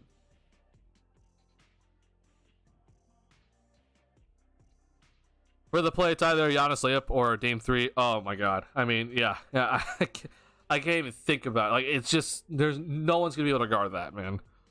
Probably this loss could have been much worse than we were playing the Stars. I mean, okay, so even let's say, because like the Bulls, I think in this game they didn't even have like that many like turnovers. So like, I get where you're coming at. I guess like I'm just thinking like, even like let's say the Bulls lost by like 30 or something, because of how the bench unit or like the third stringers kind of like were playing a lot. Sorry about that. You know, I just wouldn't have been like too upset. So Bulls had 9 turnovers. So yeah, that's really solid, honestly, for lineups. But yeah, I get what you're saying. I would love to see DeMar become more of a playmaker like the Spurs. I would hope that's the case. Yeah. So I guess this is also like a good idea. Okay. So let's look at the Bulls' overall scoring in terms of last season. Okay, because it's actually crazy to even think about it. But like, oh, whoops. All right. So let's just look at this. Okay. In terms of points per game, Zach actually beat DeRozan. I think a lot of people don't even recognize that, but it's true. Zach actually beat DeRozan, okay, in terms of points. And then when we look at assists, we're sorry. When we're looking at assists, I mean, it's 5. This is 4, right? Vucha is 3, and then the next person's Kobe at 2.8. Or sorry, I guess it's Alex Caruso at 2.9. Here's what I think like the ideal situation is for the Bulls this upcoming season in terms of like points per game. Okay, so I think that honestly, I think Zach is going to lead the team in scoring again, and I think it's going to be in a bigger margin than what we saw from last season. In my opinion, it's going to be Zach. He's probably going to average like 26 plus. That's so terrible. Hold on, sorry. Okay, 26 plus.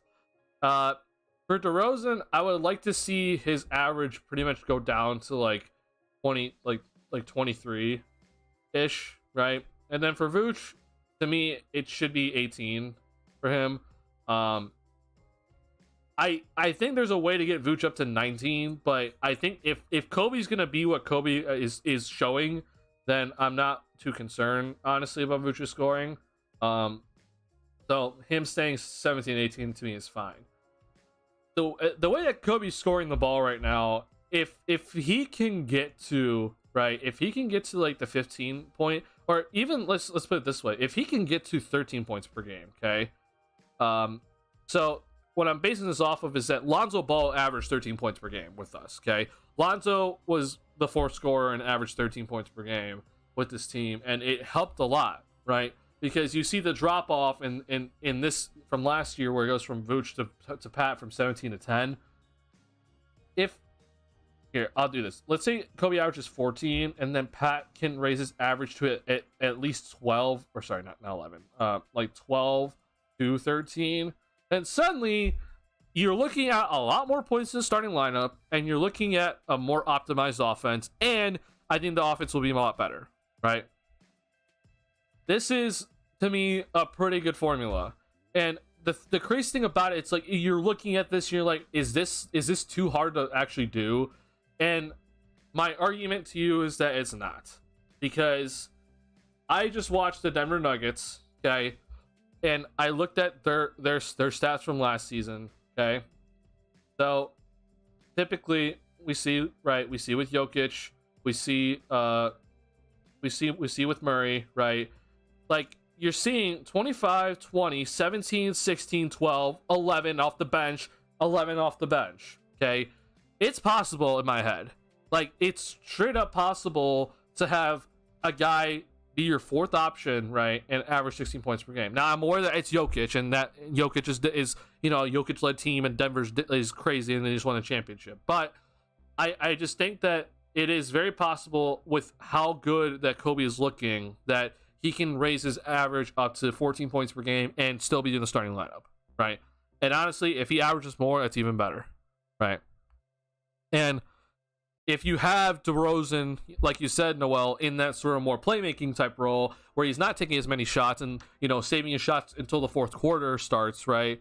And he's getting other guys involved, it's looking a lot better, right? And his average probably goes down to 23 or 22 or whatever, but it overall will help this team moving forward, right?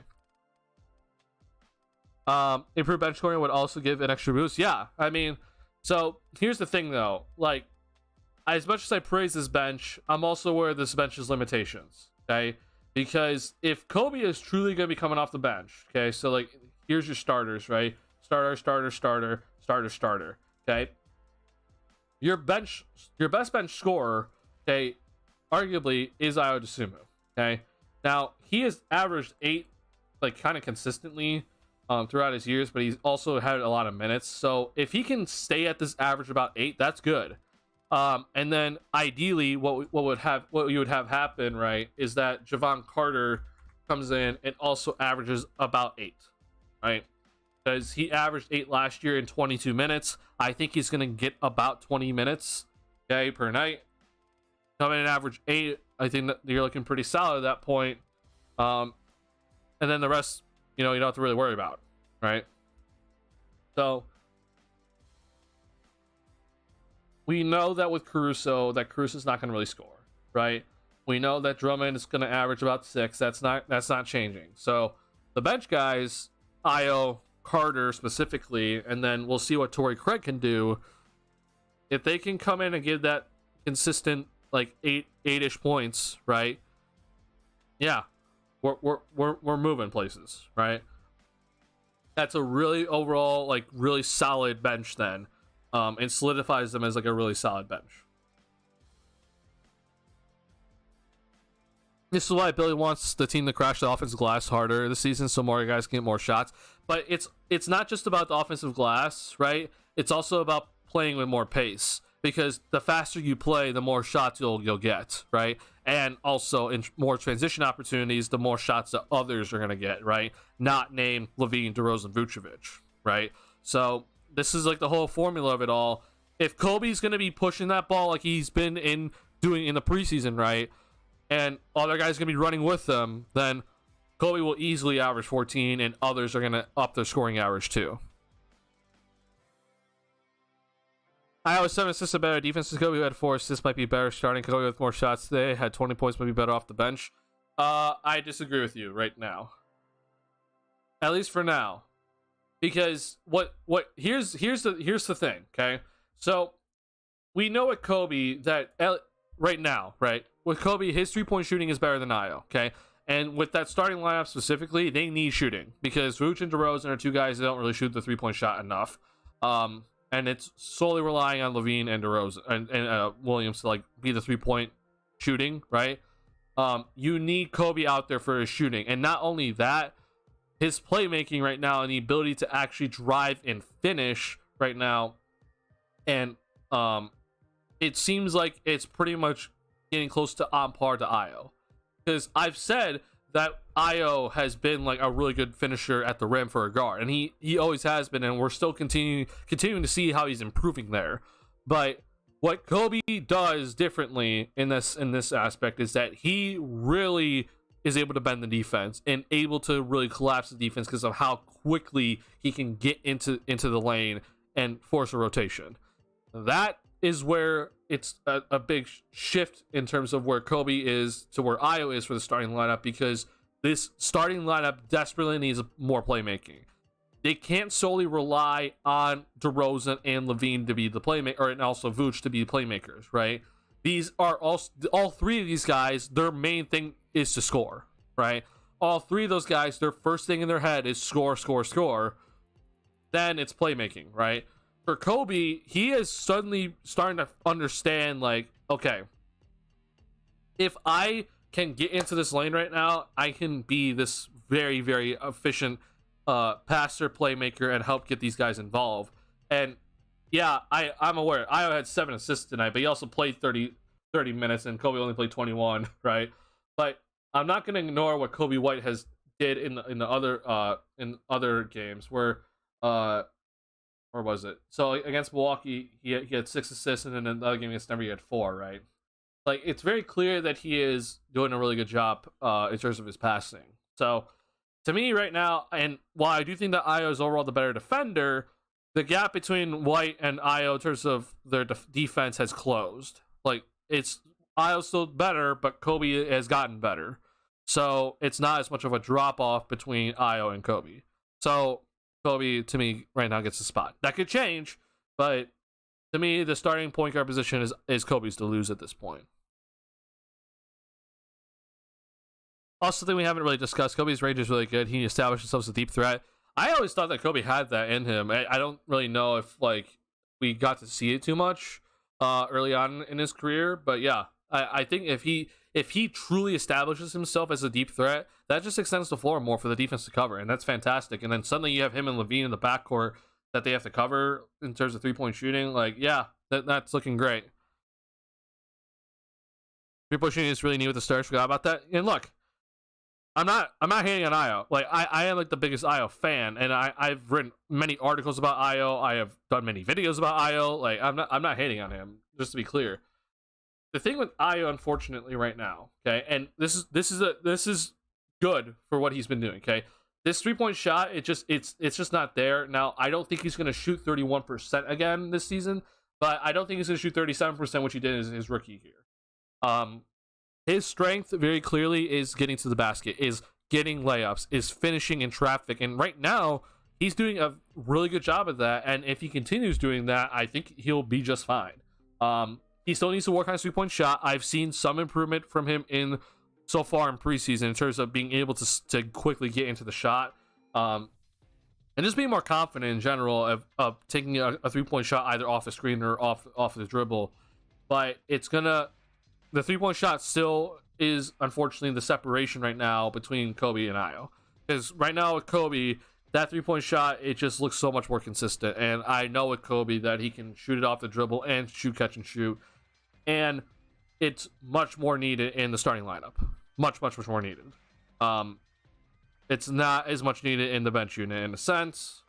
3-point shooting is always needed. But because of how the starters are, because of DeRozan, because of Vooch, they need as much 3-point shooting as possible out there. And basically what Billy Donovan is saying is, like, I'm going to put my best shooters next to DeRozan and Vooch, right? I mean, Patrick Williams, Zach LaVine, and Kobe White, those are your 3 best shooters on this team, easily.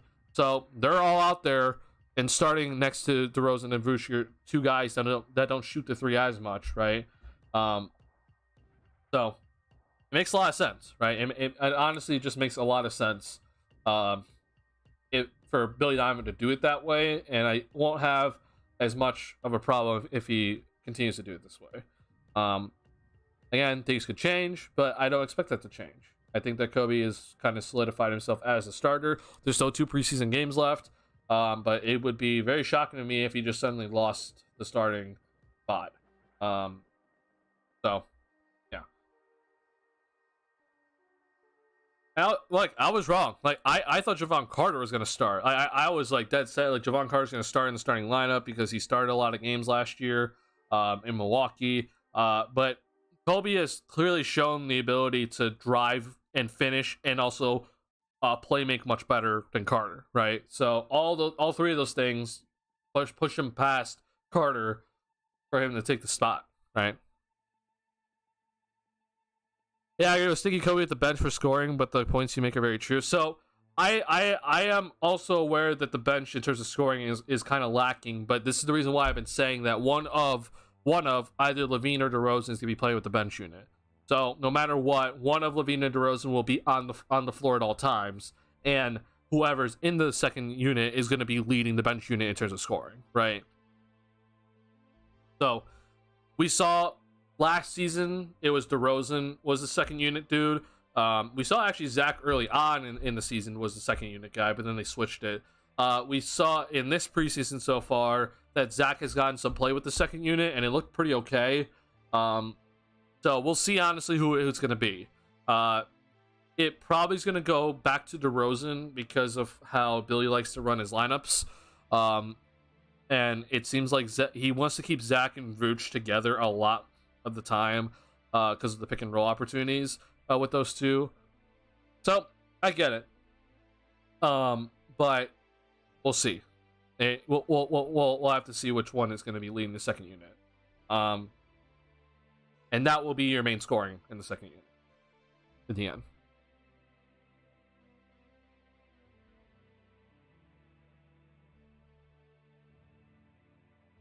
All right. I'm not gonna actually. I'll just kind of check in some of the other things here. So Raptors played the Titans, I guess. Let's see. Jonathan Kuminga, nice. That's cool to see from him. So Giannis had 16. Or okay, Desmond Bain, Tyler Hero, Alfred Payton. Wow. TJ Washington had 31 points. Jeez. Okay, I don't know what happened there, but TJ Washington with 31 points. Wow. In terms of news, right? I don't think there's any sort of news that we need to actually like really discuss. And I've had this thing planned for the end of the stream, so this is, I think I'm gonna actually go on to my last subject here. But in terms of news, I don't think there's anything out there. Because I'm sure y'all have saw Wembanyama play. I watched Wembanyama play. I think we all saw Wembanyama play. That dude is insane. So yeah, there's that. We talked about our kind of predictions in the East and West in terms of standings already. I'll talk about the MVP and like the other like sort of like awards before the season kind of starts. That's not something I want to talk about yet. Because we still have some preseason to go, so I'll talk about that like right before the season starts. But the one thing I want to talk about, okay, is what the hell is going to happen with James Harden. Okay, so moving away from the Bulls as we end this stream. Okay, what the hell is happening with James Harden? James Harden right now, I am lost at what is going to be happening with him, because he is stuck in Philly. Like, he is straight up stuck in Philly. So Harden has come out and talked about how he's lost trust in the 76ers front office, etc. Like, I won't lie, I like genuinely do not care what he kind of has to say, because we oh, sorry, I hit my mic. We all kind of know like what he wants, right? And it's such a weird thing with Harden because he wanted to go to the Clippers, okay? Well, first off, the whole reason why he's upset, okay, is because he wanted a max contract from Philly, and Philly is not giving him that max contract. Now, personally, if I'm Daryl Morey, okay, like this doesn't make any sense to me, because even though James Harden is older, he is now 34, okay? I need to maximize my time with him and Embiid, okay? Like, I am doing my absolute best to try to get as much of a contention window with Joel Embiid as possible, right? And he pretty much is like, no, I'm not gonna pay James Harden the money. And to me, I'm just like, I would just pay James Harden the money. And sure, yeah, you're paying him at 38 years old, but I would be okay with it, honestly. So Harden wants the max contract, isn't gonna get it from Philly, and so he wants to go to the Clippers because the Clippers are gonna pay him the max. Okay. thing with what Harden decides to do though, just because he had a player option in the offseason, so he could have just left for LA, right? Um, he wanted his money still, so he accepted the player option because that gives him a good chunk of cash, and he basically is telling the 76ers, hey, trade me. And it puts the 76ers in one of the weirdest positions ever, because this is supposed to be one of your contention years, right? And it's been like this for a long time now for Philly, where it's like, hey, this is the year. This is the year we go all the way. And Joel Embiid has put up incredible seasons, and yet they have only gone as far as the second round of the playoffs. So this is supposed to be like one of your years. And now your second best player, who you've traded for, who you've traded assets for, is saying, I want out. And to make things even worse, they're basically saying, like, Harden's basically put the 76ers in, like, also in jail, because it's like, I'm not going to give 100% effort, but I'm here, so figure it out. Like, what are you going to do about it, right? I don't know what's going to happen with this, but all I'm looking at right now, okay, and so, like, let's just take a look at Philly, okay? Oh, sorry.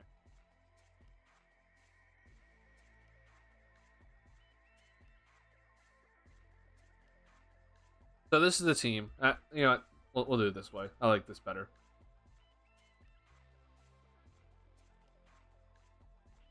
So this is the team. Okay.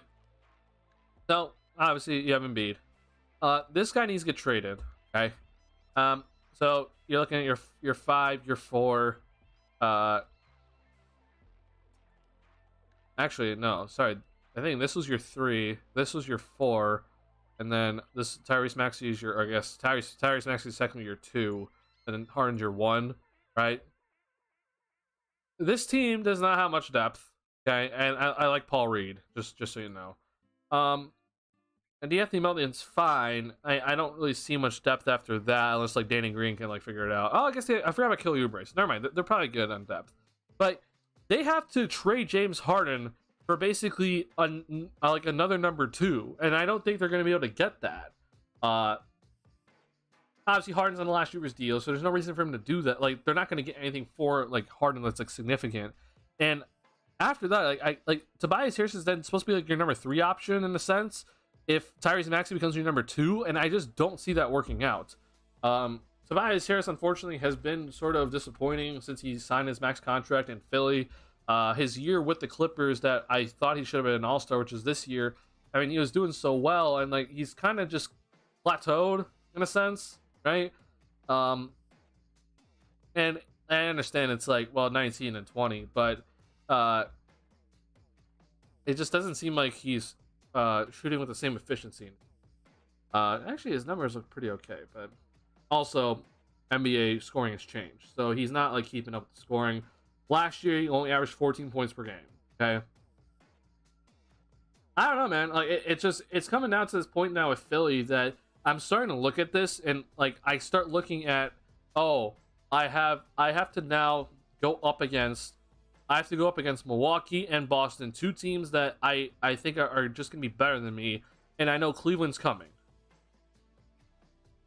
It's a rough spot, rough spot. I think Joel Embiid is better without an all-star number 2. The stretch of games without Ben Simmons is really good. I think that's the best option would be DeMar.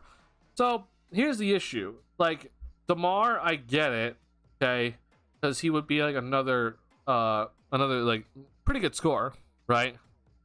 But first off, if I'm the Bulls, I don't really do it. Unless I'm actually like, I don't know. I have to actually think about that. Like, it matters how much Philly's willing to give up. Like, if it's just a straight swap, I don't think it's worth it. But we'll see. If DeRozan goes to the 76ers, I fear that they just lose too much 3-point shooting, and then they just depend on the mid-range too much again. Like, because Joel Embiid is already like a post-up player in a sense, in which he's allowed to do that, right? I've said, if you're an MVP caliber player, the rules don't apply. Like, my rules don't apply to you, right? And so Embiid posting up is perfectly fine. With DeRozan, though, next to him, I feel like the floor would just shrink, and that would be concerning. So here's kind of what I'm hinting at. Embiid has this new like he's signed through, okay, but this right here is causing an issue.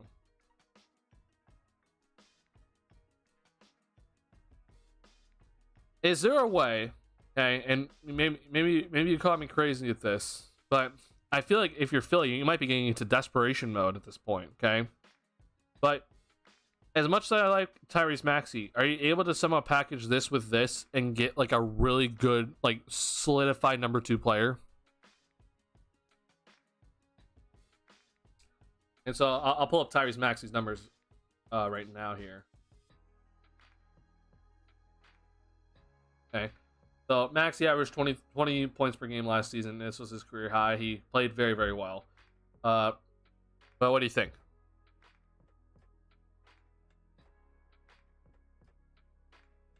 Because here's my thing with Philly. Like I'm just kind of throwing things at the wall here, but because this guy's out, right?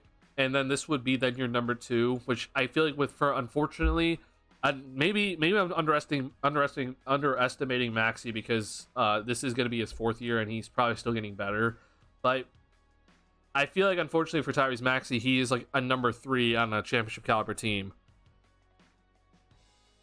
So is there a way then to package him with Harden and then you go and try to trade for someone that's like a solidified number 2? And so then therefore, instead of having, you know, a big 3 in a sense, you'd have like Embiid and someone else, and then Tobias Harris, I guess, is your 3rd option, but then you'd have to depend a lot on your top 2 players. Is it worth it? Like that's also my question. But here's then what I throw back at you. Is the situation right now in Philly, if they just stayed pat, is that better? Like, if they just stayed pat, if they just, like, they kept Harden who doesn't want to be there, and then he probably, like, he probably wants to sit out games, right? Is that better?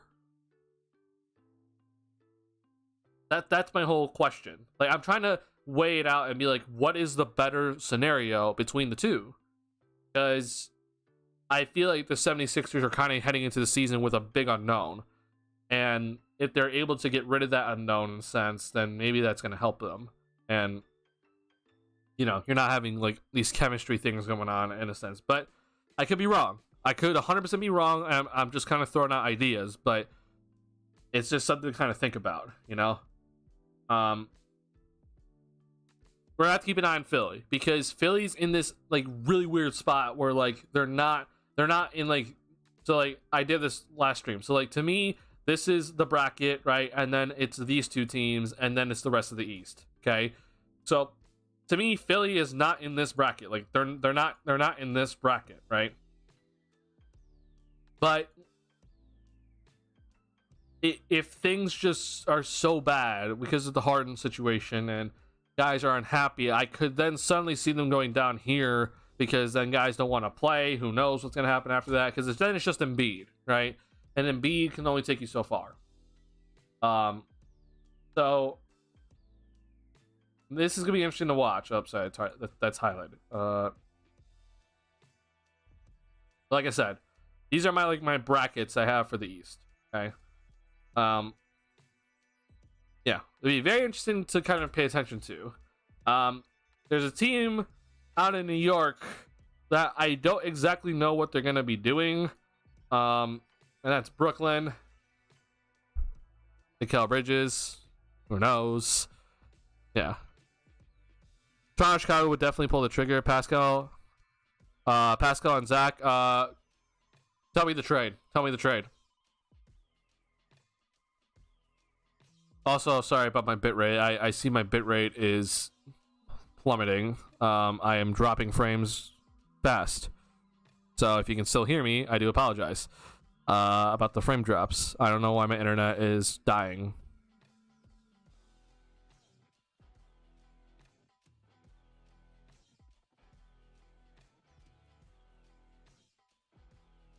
All right, I should be back 100%. Oh, no, never mind. Hi. I don't know if you guys can hear me or not. All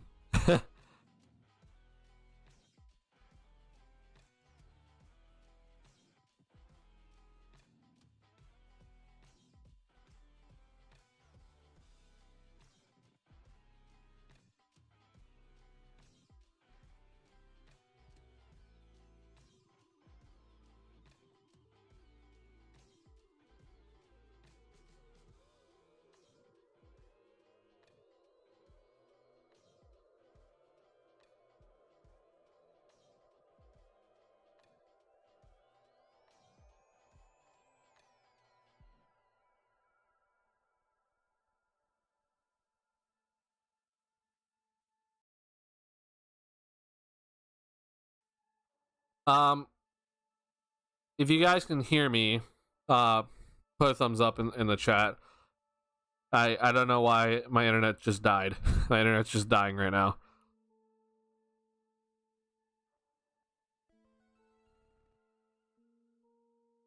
Holy crap. Okay. This is a signal to honestly end, but I don't want to end just yet, but I'll end soon here. Okay, Tyrese. All right, thank you, Noel. Tyrese and Harden for either Pascal or Zach. I think both teams would pull the trigger. So, if Tyrese Maxey, James Harden for Pascal Siakam, or Tyrese Maxey, James Harden for Zach LaVine. Yeah, I would agree with you. Obviously, picks would be needed for Zach because his contract is long term. Yeah, I also think here's the thing. I think picks would also be needed for Pascal because I think Pascal is better than both Tyrese Maxey and James Harden. But yeah, that's kind of my idea, right? So, look, I don't think the Bulls are going to get that sort of offer because I don't think, at least right now, I don't know how Zach's kind of looked at. I think a lot of people are kind of not wanting to go ahead and trade for Zach right now. But I would not be shocked if that trade happens with Pascal to Philly and it's like, yeah, Tyrese Maxey and James Harden going to Toronto or something. Like, I won't be shocked. It's like kind of like a last ditch effort for Philly because if this truly does fail, right? Like, let's say they can't figure out a good Harden trade, right? And like they trade Harden and it's for scraps, like it's not much. And then Tyrese Maxey is fine, but then Tobias Harris comes off the books, and suddenly then I think Joel Embiid's going to be wanting out of Philly. So yeah, crazy stuff.